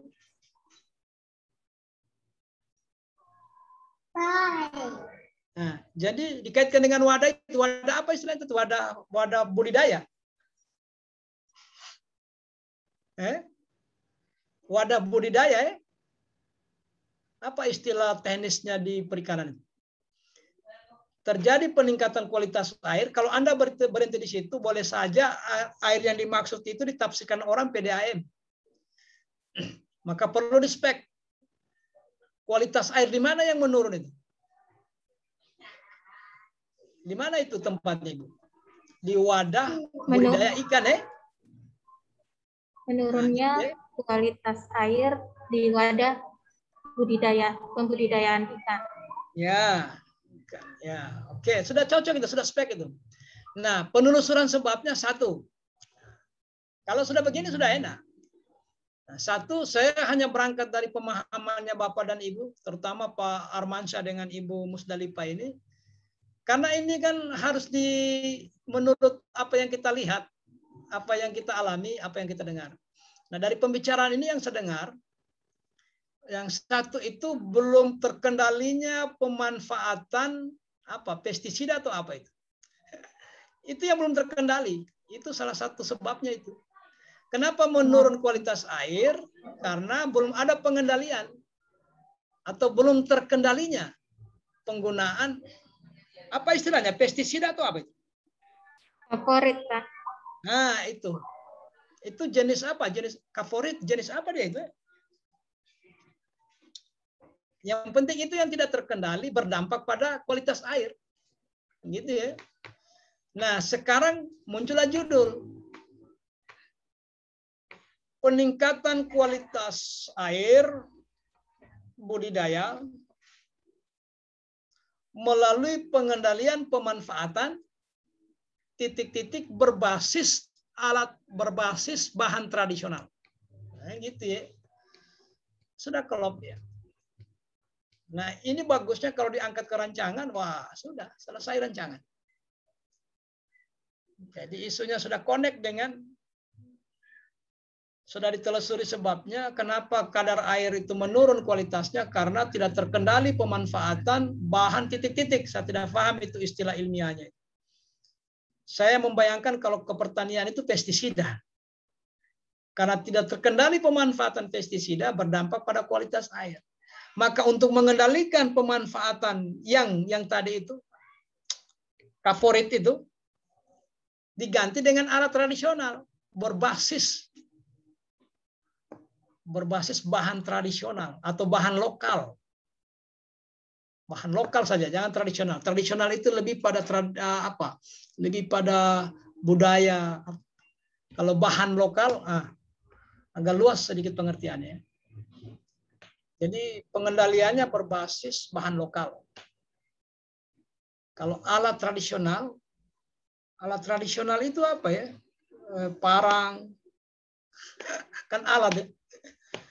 Kalau bahan lokal, termasuk itu nanas. Apa saja yang di lokal-lokal yang ada di Bol. Saya kira begitu Ibu Musdalifah. Ini rencananya mau diangkat di rancangan atau di bela negara?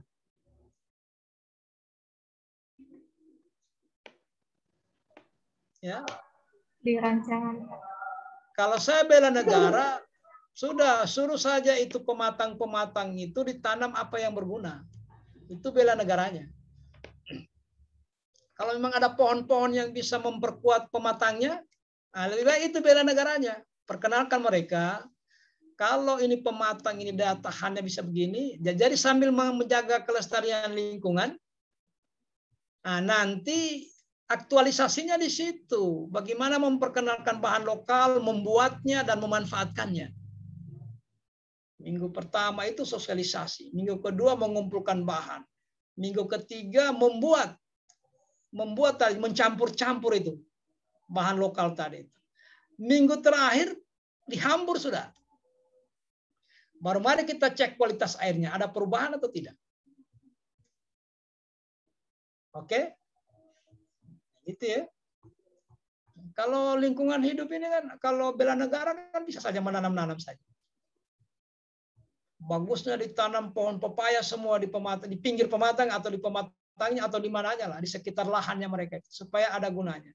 Kalau memang menurut pengetahuan Bapak dan Ibu ada pohon-pohon yang memang yang bisa digunakan untuk menguatkan tambak, kalau bisa dipelajari ya. Karena ada pohon justru merusak. Ditanam di situ malah merusak pematangnya petani. Coba dicari referensi pohon apa yang cocok dan bermanfaat, ada gunanya buat petani. Petani tambak maksudnya. Nah, saya kira itu waktu kita sudah hampir jam 12. Yang terakhir. Siapa yang terakhir? Saya, Pak. Ya, silakan. Ya, terima kasih. Assalamualaikum warahmatullahi wabarakatuh. Waalaikumsalam. Ya, di sini saya memilih rancangan aktualisasi. Ya, permasalahan di sekolah saya itu, Pak, hampir sama dengan Ibu Syarifah dengan Ibu Aulia. Di sekolah saya itu menggunakan sistem luring, Pak, atau luar jaringan. Karena tidak bisa menggunakan sistem daring. Karena di sana jaringan itu kadang ada, kadang tidak ada, Pak. Di sana Jadi, itu di mana? Di sana itu di mana? Di Kecamatan Bukal, Desa Mulat, Pak. Bukal itu mana Bukal ya? Bukal itu kemana? Arah Palele? Ke sebelah sini CCM, Pak. Oh, di Modo. Iya. Kalau rumah saya di Modo, tempat tugas saya di Mulat, sebelah sininya Modo. Oh, iya. Silakan. Ya, jadi saya mengambil judul rendahnya partisipasi orang tua terhadap kegiatan belajar mengajar di masa pandemi, Pak. Stop dulu. Stop. Itu bukan judul. Itu isu. Oh iya. Maaf, Pak. Apa tadi rendahnya?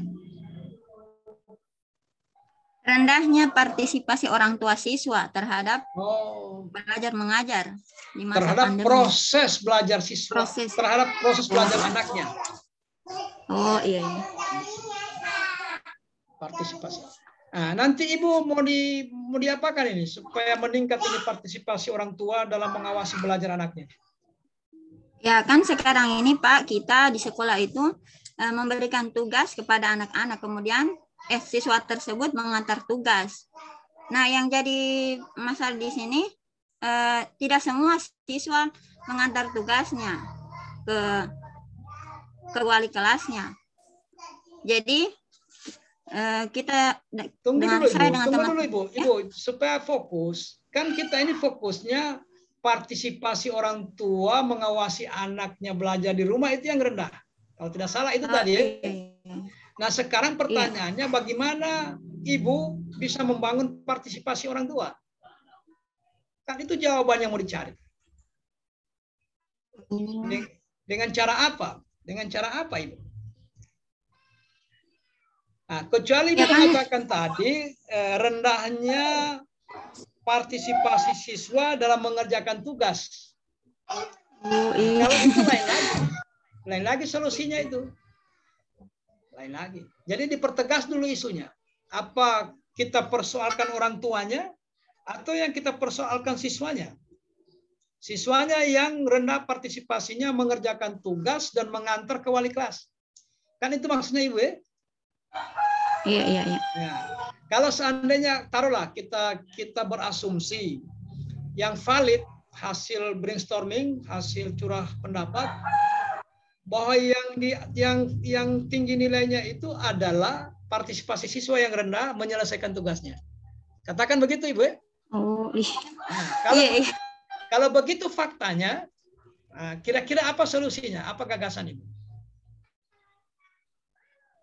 Ya, jadi saya dengan teman-teman itu Pak mendatangi siswa di rumahnya masing-masing. Karena di sana Pak rata-rata orang tua siswa itu pekerja kebun. Cukup. Jadi otomatis anaknya biasa diajak ke kebun. Cukup Ibu. Itu sudah inovatif idenya Ibu. Jadi membuat jalan baru. Mungkin itu ya. Itu rencananya dengan ibu guru yang lain ya, dengan guru-guru yang lain. Iya, sudah dilakukan Pak seperti itu. Oh, kalau sudah dilakukan bukan inovasi. Untuk sekarang. Hah? Kecuali tapi belum lama ini, Kak. Oh, enggak bisa. Jadi begini, jangan sampai diungkap di hadapan penguji bahwa itu sudah dilakukan, tinggal saya teruskan, itu keliru. Ini gagasan baru. Gagasan itu muncul dari Ibu. Kemudian orang lain mempraktekkan. Itu yang kita mau cari. Jadi nanti Ibu begini, permanenkan itu membentuk tim khusus pengawasan yang membentuk. Jadi begini, peningkatan partisipasi penyelesaian tugas siswa melalui pembentukan tim khusus. Jadi tim khusus itu nanti di SK-kan kepala sekolah. Anggotanya guru-guru lain yang sudah sepakat dengan Ibu itu. Jadi di SK-kan kepala sekolah. Ada yang bertugas. Berarti nanti Ibu menjemput tugasnya ya, menjemput pekerjaannya anak-anak. Iya. Nah, iya, tim khusus. Kalau ditanya penguji, siapa tim khususnya? Guru-guru yang kami sudah membangun komitmen. Lantas tim khususnya difasilitasi dengan apa? SK kepala sekolah apa? Itu baru inovasi. Inovasi. Bagus itu. Bagus. Jadi karena siswa malas mengantar, berarti kalau selama ini siswa yang datang, kita balik. Guru yang datang. Guru yang datang bukan perorangan. Dia datang secara resmi karena di SK-kan kepala sekolah. Menjadi tim khusus dalam pengawasan hasil belajar anak. Nah, jadi tinggal dibagi itu tim itu ada yang. Tapi begini Bu, uji coba 30 hari ini jangan semua desa ya, jangan semua kewalahan nanti. Coba konsen konsen tempat-tempat yang dekat dengan sekolah. Mungkin satu desa dulu. Satu desa atau 2 desa, kalau Ibu sanggup 2 desa, tergantung kesanggupan Ibu. Jadi siswa-siswa kalau yang jauh enggak usah dulu. Yang dekat-dekat dulu. Kalau efektif ini dilanjutkan nanti pasca diklat. Pasca latsar dilanjutkan cara itu. Kalau seandainya pandeminya masih berjalan. Kalau luringnya terus berjalan, terpaksa tim ini semakin diefektifkan. Semakin ditambah jumlahnya. Kalau itu saya jamin inovatif itu. Inovatif. Bagus itu saran. Bagus itu gagasannya itu. Jadi dalam rangka mengefektifkan pengawasan pekerjaan tugas siswa itu, Anda berinisiatif membuat gagasan, mengkonsultasikannya dengan kepala sekolah, dan kepala sekolah masuk akal beliau, dan beliau dukung, berarti Ibu sudah berhasil itu. Sukses Ibu. Kasih tahu kepala sekolahnya Ibu atau Bapak? Ibu, Pak. Ibu. Bapak. Pak Kepala Sekolah, Bapak. Saya sudah 6 bulan saya bertugas di sini. Saya lihat ini, kalau kita kasih tugas siswa, paling hanya sekian persen yang dia antar kembali ke sekolah. Nah, kalau kita biarkan terus-menerus, tidak akan terjadi peningkatan kualitas belajar. Jadi apa idemu? Saya mau sarankan, Pak. Kebetulan saya sudah diskusi dengan teman-teman yang lain. Kelihatannya sejalan pemikirannya kami, kita yang proaktif. Kita yang datangi siswa. Nanti saya minta tolong Bapak yang SK-kan kami. SK tentang apa itu? Tim khusus dalam rangka pengawasan hasil, dalam rangka pengawasan penyelesaian tugas siswa. Yang begini ini yang saya maksud inovasi Bapak Ibu. Jadi Bapak Ibu berpikir begitu, Bapak dan Ibu guru lain. Entah mau dikerjasamakan dengan aparat desa, entah mengefektifkan tugas komite, entah itu OSIS dipanggil ke sekolah ketuanya, pengurus-pengurus, intinya kita diskusi dengan Bapak dan Ibu guru, bagaimana ini? Kalau begini terus, ini tidak ada, semakin anjlok ini hasil belajarnya teman-temannya. Coba kita pikirkan bersama, apa solusi terbaiknya? Ya, salah satu jalan keluarnya tim khusus. Bagus itu, ide yang bagus. Saya kira sudah selesai ini. Diskusi kita sudah hampir jam 12 juga.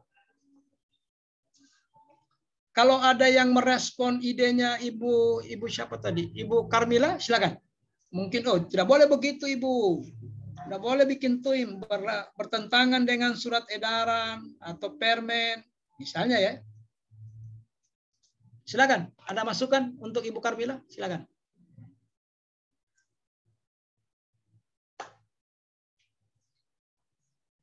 Ada masukan Bapak Ibu untuk Ibu Karmila terkait dengan idenya tadi?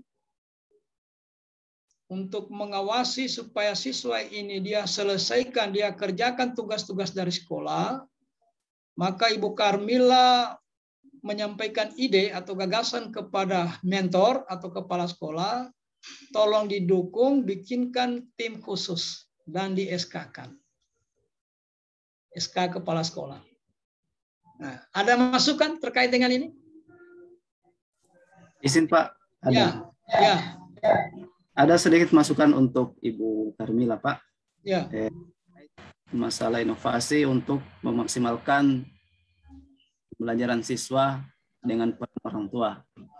Yang saya mau sarankan Pak, kalau bisa untuk pembelajaran luring Nah, itu salah satunya harus mematuhi protokol kesehatan. Yang kedua, untuk kunjungan-kunjungan ke rumah siswa atau untuk menjemput tugas atau hal-hal lain yang dilakukan oleh guru, itu kalau bisa terjadwal, Pak. Terjadwal, Bu.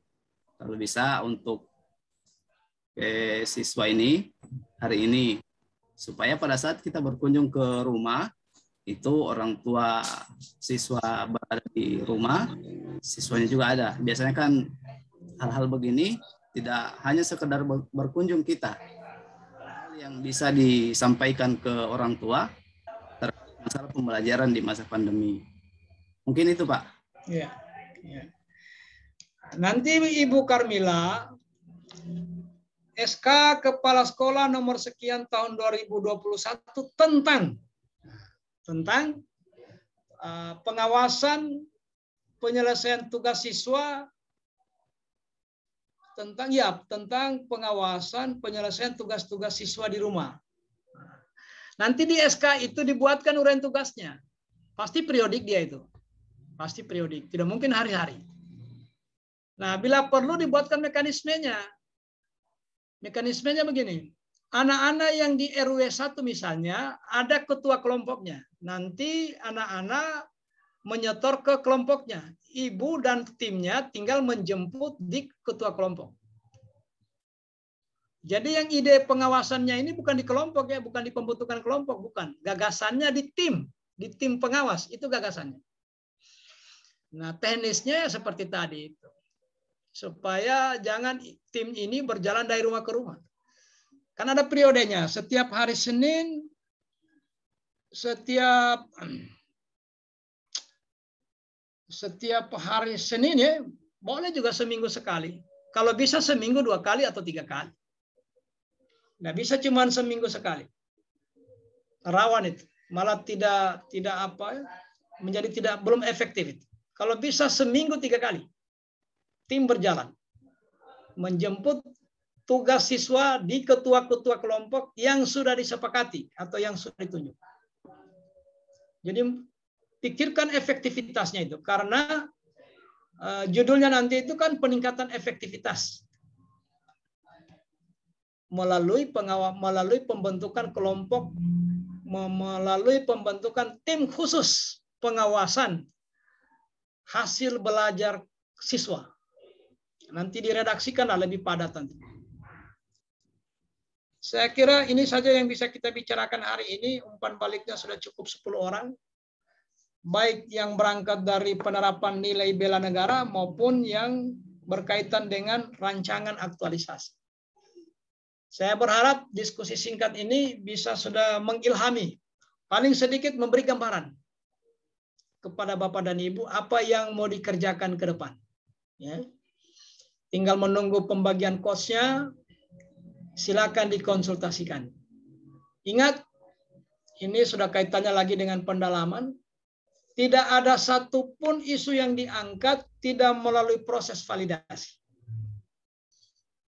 Maka Ibu Karmila, meskipun isunya hampir disepakati, gagasannya juga hampir disepakati, tetapi belum tentu itu yang jadi. Belum tentu. Tergantung hasil validasi setelah menggunakan alat tertentu, diskusi di internal gurunya Ibu, di sekolahnya Ibu. Ibu Karmila ini guru SD apa SMP?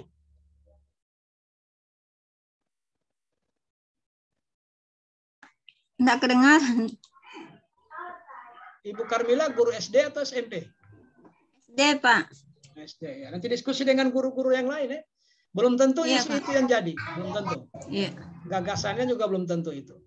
Nah, kalau sudah nanti didiskusikan dengan menggunakan alat tertentu, nah setelah itu gagasannya disetujui kepala sekolah, nah itulah yang jadi. Tetapi satu yang prinsip, tidak ada satupun isu yang terangkat yang tidak melalui proses validasi. Itu prinsip. Kenapa? Karena itu harus dimuat di dokumen rancangan. Jangan dibuka dokumen rancangannya, tidak ada ini validasi isunya. Tidak diketemukan APKL, tidak ada USG, tidak ada ASTR, tidak ada ASTRID. Jadi isunya ini di mana? Diambil dari mana? Yang kedua, gagasan. Nah, gagasan itu sebelum Bapak dan Ibu memastikan gagasan, harus dibicarakan dengan pemilik kewenangan. Karena belum tentu Pak Kepala Sekolah mau mengambil resiko membentuk tim khusus. Belum tentu ya. Itu hanya contoh ya. Sama dengan yang lain-lain. Karena belum tentu Pak Mentor mau. Belum tentu. Nah, kemampuan meyakinkan itulah yang diperlukan dari Bapak dan Ibu. Pak, ini isu Pak sudah kita validasi. Saya diskusi lama ini dengan teman-teman guru. Saya sudah diskusi ini tentang kualitas air dengan teman-teman petugas. Dan ini Pak, kalau dibiarkan berlarut-larut semakin growth. Growth itu di USG maksudnya semakin parah. Pertumbuhannya semakin tidak terkendali ini isu. Air semakin tercemar. Begitu juga di siswa. Kalau isu ini tidak diselesaikan, growth-nya, pertumbuhannya, prestasi belajar anak semakin anjlok. Maka harus ada langkah-langkah yang dilakukan oleh lembaga sebelum semua terlanjur berkembang. Berkembang itu semakin parah maksudnya. USG, G-nya itu growth. Growth itu perkembangan, bukan perkembangan ke arah yang lebih baik. Ke arah yang lebih buruk. Pertumbuhannya semakin memprihatinkan. Kualitas air semakin menurun, atau nilai belajar siswa semakin menurun kalau tidak ada langkah-langkah. Sebenarnya alat ini digunakan untuk memperkuat argumen. Sebenarnya alat itu begitu. Supaya kita berdiskusi dengan siapapun, Anda berani meyakinkan ini lebih aktual. Sementara terjadi. Ini lebih mendesak, lebih problematik. Ini lebih menyentuh kehidupan orang banyak, hajat hidup orang banyak. Ini yang paling mudah ditindaklanjuti. Jadi alat itu sebenarnya membantu Bapak dan Ibu berargumentasi. Ya kalau di tesis atau deskripsi, alasan memilih judul. Kenapa judul ini dipilih? Karena lebih aktual. Lebih problematik, lebih khalayak, lebih layak. Itu maksudnya ya. Alat itu tidak sekedar dipakai-pakai, fungsinya banyak. Di samping mengendalikan unsur subjektivitas, menjadi dasar pemikiran untuk menentukan langkah-langkah selanjutnya. Dia menjadi alat yang membantu Bapak dan Ibu membangun argumentasi yang argumentatif. Tidak sekedar argumen, tapi argumentatif. Mampu meyakinkan orang. Saya kira inilah yang bisa kita share. Ini sudah jam 12. Azan juga sudah berkumandang. Namun demikian, coba lihat kata timersnya berapa menit lagi? 13 menit. Nah, masih ada waktu. Silakan 15 menit. Masih ada yang mau dipersoalkan dari semua diskusi. Kalau umpan baliknya saya anggap sudah selesai. Sudah 10 orang menyampaikan apa yang bisa disampaikan di forum ini. Selanjutnya kalau ada yang mau dipertanyakan silakan. Masih ada waktu yang tersisa. Izin Pak. Ya, silakan. Ini juga sama teman-teman. Untuk rancangan aktualisasi Pak, saya terpikir satu rancangan yang mungkin bisa dikoreksi Pak.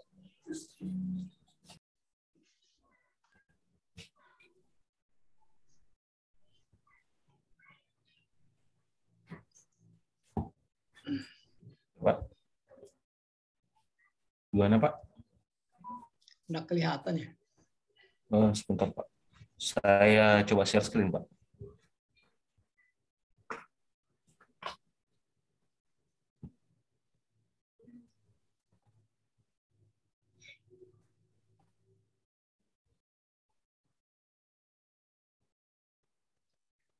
Kalau tidak bisa di share screen, dijelaskan saja.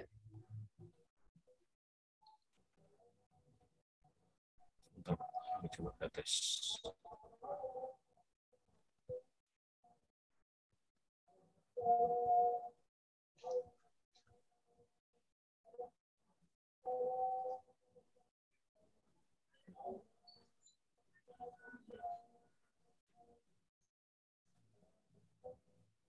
Bisa kelihatan Pak? Ya, sudah. Ini Pak, ada isu-isu yang saya coba kembangkan di sini, Pak. Isu kontemporer di lingkungan kerja Dinas Lingkungan Hidup Kabupaten Buol, Pak. Satu, isunya itu kurangnya fasilitas komputer dan printer. Kemudian dua, kurangnya kemampuan pegawai dalam menggunakan peta digital, Pak. Kemudian rendahnya kemampuan pegawai menggunakan GPS atau Global Positioning System. Kemudian yang keempat, rendahnya kehadiran pegawai selama pandemi. Coba di close COVID-19. dulu anunya, di close dulu yang Pak Pele ini. Ya.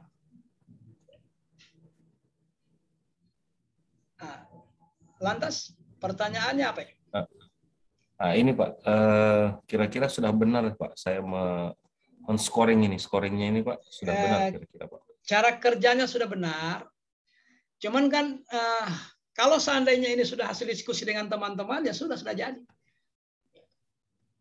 Kalau ini masih dipikirkan sendiri berarti ini belum hasil validasi ya. Karena ini masih unsur subjektivitas. Masih keinginan. Jadi sebenarnya kalau belum didiskusikan artinya belum valid. Sama dengan Pak Fandi tadi. Pak Fandi hanya karena salah memahami kriteria sehingga terjadi kesalahan mengisi. Tetapi itu saya lihat memang hasil diskusi. Nah, kalau ini hasil validasi ini hasil brainstorming atau hasil FGD atau hasil diskusi paling sedikit 2-3 orang, maka yang ditemukan yang ranking 1 itu adalah rendahnya kemampuan pegawai dalam menggunakan GPS. Nah, GPS ini kan sekira sudah familiar juga di telinganya orang ya, sudah familiar. Jadi mungkin kalau sudah familiar, boleh disingkat, boleh juga ditaruh kepanjangan Global Positioning System. Nah, sekarang gagasannya apa? Gagasannya begini Pak. Dalam kita di Dinas Lingkungan Hidup kan kita di lapangan, Pak. Menentukan titik-titik misalnya di seksi tempat saya bertugas, seksi kerusakan lingkungan, itu menentukan titik-titik kerusakan lingkungan itu kita bisa memetakannya dengan menentukan koordinatnya Pak, GPS. Namun tidak hanya menggunakan alat yang biasa dipakai, misalnya Garmin atau ATRAC atau kemudian Tribal, merek-merek tertentu. Tapi ternyata banyak yang tidak mengetahui bahwa di HP itu bisa kita gunakan GPS-nya Pak. Melalui aplikasi Pak. Sudah mencakup nanti akan mencakup bertambahnya kemampuan pegawai menggunakan peta digital Pak. Kalau dipadatkan gagasannya itu apa itu? Ya. Gimana Pak? Apa gagasannya Bapak untuk meningkatkan kemampuan pegawai? Sebagai pertimbangan teknis Pak, pendukung pertimbangan teknis dalam menentukan kerusakan lingkungan Pak. Gagasan itu kan cara, alat, sistem. Jadi cara supaya mereka paham itu bagaimana? Kita ini Pak, kita sosialisasi kemudian kita bikin pelatihan Pak. Itu maksud saya. Gagasannya kan tidak kelihatan. Oh. Jadi kalau sosialisasi itu kan konvensional juga itu. Konvensional. Cara-cara lama itu. Jadi kalau mau bimbingan praktis, in-house training, atau membuat tutorial, memanfaatkan Android tadi itu. Jadi gagasannya itu, kalau ditanya gagasan, itu namanya inovasi. Inovasi itu berarti cara, alat, sistem. Nah, gitu kalau, apa gagasannya ini? Nah, berarti dia tanya, cara apa yang Anda lakukan supaya orang paham itu? Karena rendahnya kemampuan. Supaya meningkat kemampuannya, mau di apa mereka itu? Oh, saya berikan in-house training bagaimana menggunakan HP Android untuk menu GPS. Nah, kira-kira begitu ya. Jadi muncullah judul peningkatan pemahaman pegawai dalam menggunakan GPS berbasis Android.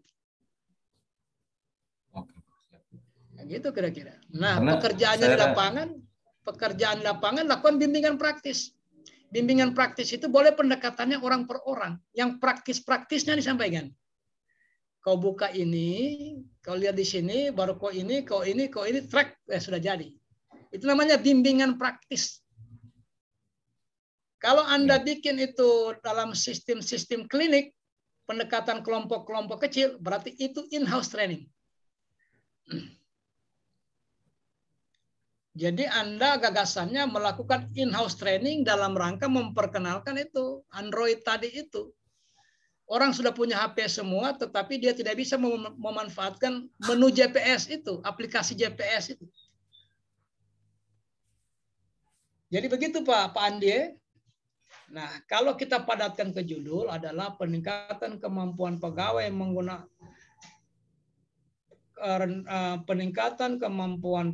menggunakan GPS berbasis apa? Android ya? Smartphone Pak. Hah? Smartphone mungkin. Smartphone boleh. Berbasis smartphone boleh. Contoh sudah. Kalau ditanya apa caranya, ya dibimbing. Jangan disosialisasi. Sosialisasi itu Bapak Ibu. Kalau orang hanya sekedar paham, sosialisasi. Itu kan sekedar penyebar luasan informasi supaya orang tahu. Iya. Kalau orang bisa, itu urusan skill. Kalau skill itu dibimbing. Tidak bisa disosialisasi, dibimbing. Yang dimaksud dengan dibimbing itu kira-kira begini contohnya. Seperti orang buta berjalan, kita pegang tangannya. Itu namanya membimbing. Ya. Supaya dia tahu. Jangan sampai dia injak lubang, jatuh ligot. Nah, kira-kira begitu. Kalau bimbingan itu dua. Bimbingan praktis, berarti Bapak mendatangi orang per orang, kemudian tunjukkan dia secara praktis. Praktis itu artinya praktek ya. Begini mempraktekkan ini. Tapi kalau Pak Andi ingin membuat pertemuan klinis 4 orang, 5 orang, berarti in-house training. In-house training. Jadi itulah idenya. Itulah gagasan. Jadi peningkatan kemampuan pegawai menggunakan GPS dalam pemanfaatan GPS ya. Optimalisasi kemampuan pegawai dalam pemanfaatan GPS berbasis smartphone. Supaya dia tahu smartphone itu dibimbing. Oke. Saya kira sudah sangat layak, dan saya jamin itu inovatif. Barang itu ada di HP-nya, tapi dia tidak tahu menggunakannya karena tidak ada yang memberi petunjuk. Tidak ada bimbingan praktis. Sangat bagus. Bagus. Saya kira cukup. Ya, Pak. Terima kasih, Pak. Iya. Tinggal kemas dalam judul ya. Siap, Pak. Siap. Masih ada satu orang lagi sebelum kita benar-benar pisah. Nah, yang dituangkan ke dalam, ini yang terakhir ya. Yang dituangkan ke dalam rancangan itu adalah, nah ingat baik-baik ini. Yang mau dituangkan di dalam rancangan, dalam tahapan-tahapan pekerjaan atau kegiatan itu adalah upaya mewujudkan gagasan. Kalau gagasannya Ibu Karmila tadi membentuk kelompok khusus, bagaimana caranya supaya kelompok khusus itu terbentuk dan bekerja dan bisa dievaluasi? Itulah yang ada dalam rancangan. Sudah itu. Jadi kalau ditanya gagasan itu, rancangan itu apa, Pak? Rancangan itu apa? Apa yang dimaksud dengan rancangan, Ibu, Bapak? Nah, itu menuangkan kegiatan dalam rangka mewujudkan gagasan. Itulah rancangan.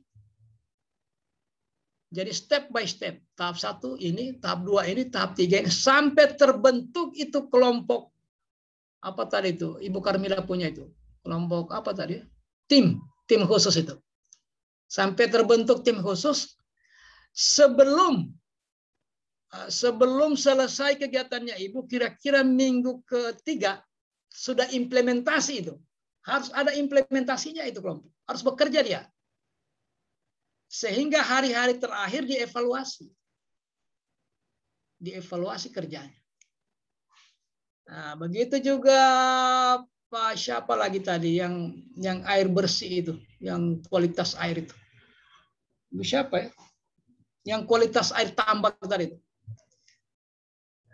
Bagaimana ibu mulai menyiapkan bahan, kemudian meramu bahan itu, tentu diajak ini petani tambak. Petani apa tadi itu? Petani yang ada di budidaya ikan itu. Petani tambak. Ya, petani tambak. Jadi itu begitu Ibu, yang nanti Ibu bikin kegiatan di milestone, dituangkan bukan di milestone. Di rancangan, satu, tahap persiapan. Persiapan itu apa? Menghadap mentor, konsultasi dengan teman-teman sejawat, kemudian membentuk tim kerja. Nah, sudah 3. Yang kedua, menyiapkan bahan. Mencari nanas, mencari pepaya, mencari ini, dan seterusnya, dan seterusnya. Nah, setelah siap bahan, juga dulu, di tahap persiapan itu perlu juga disampaikan ke, nanti yang Ibu kasih pemahaman ini siapa? Petani. Petani tambak. Jadi di tahap persiapan Ibu berkoordinasi dengan petani, kelompok tani. Koordinasi memang. Habis diskusi dengan mentor, kasih tahu teman-teman di kantor, saya sudah bicara dengan Pak Mentor tadi, Pak Kadis atau Pak Kabit atau Pak Kasih, dan beliau sangat respon. Jadi bagaimana pendapat Komio? Apa maksudnya Pak? Supaya dikasih tahu teman-teman sejawat, supaya ada dukungan orang tidak kaget. Oh, dia sudah bicarakan yang itu orang kapan itu. Nah, setelah itu bentuk tim kerjanya Ibu. Kalau seandainya Ibu membutuhkan bantuan teman-teman staf. Habis itu pergi hubungi kelompok tani. Saya ada rencana ini mungkin minggu kesekian nanti kita mau bikin ada alat tradisional, bahan-bahan tradisional kita ramu. Tidak usah lagi pakai semprot-semprot itu, kaporit apa segala itu. Rusak itu tanah itu. Rusak air, rusak tanah. Betul memang panen pertamanya besar, tapi panen kedua, ketiga sudah tidak ada. Kenapa? Karena unsur-unsur hara mati semua di dalam. Nah, mulai mereka tertarik. Nah, minggu kedua, sudah kita selesai sudah. Mohon maaf, hanya sampai di sini karena sudah selesai waktunya Bapak. Ya. Terima kasih atas partisipasi Bapak dan Ibu selama kegiatan ini berlangsung. Saya menyampaikan terima kasih. Aduh. Maaf Pak Bahru.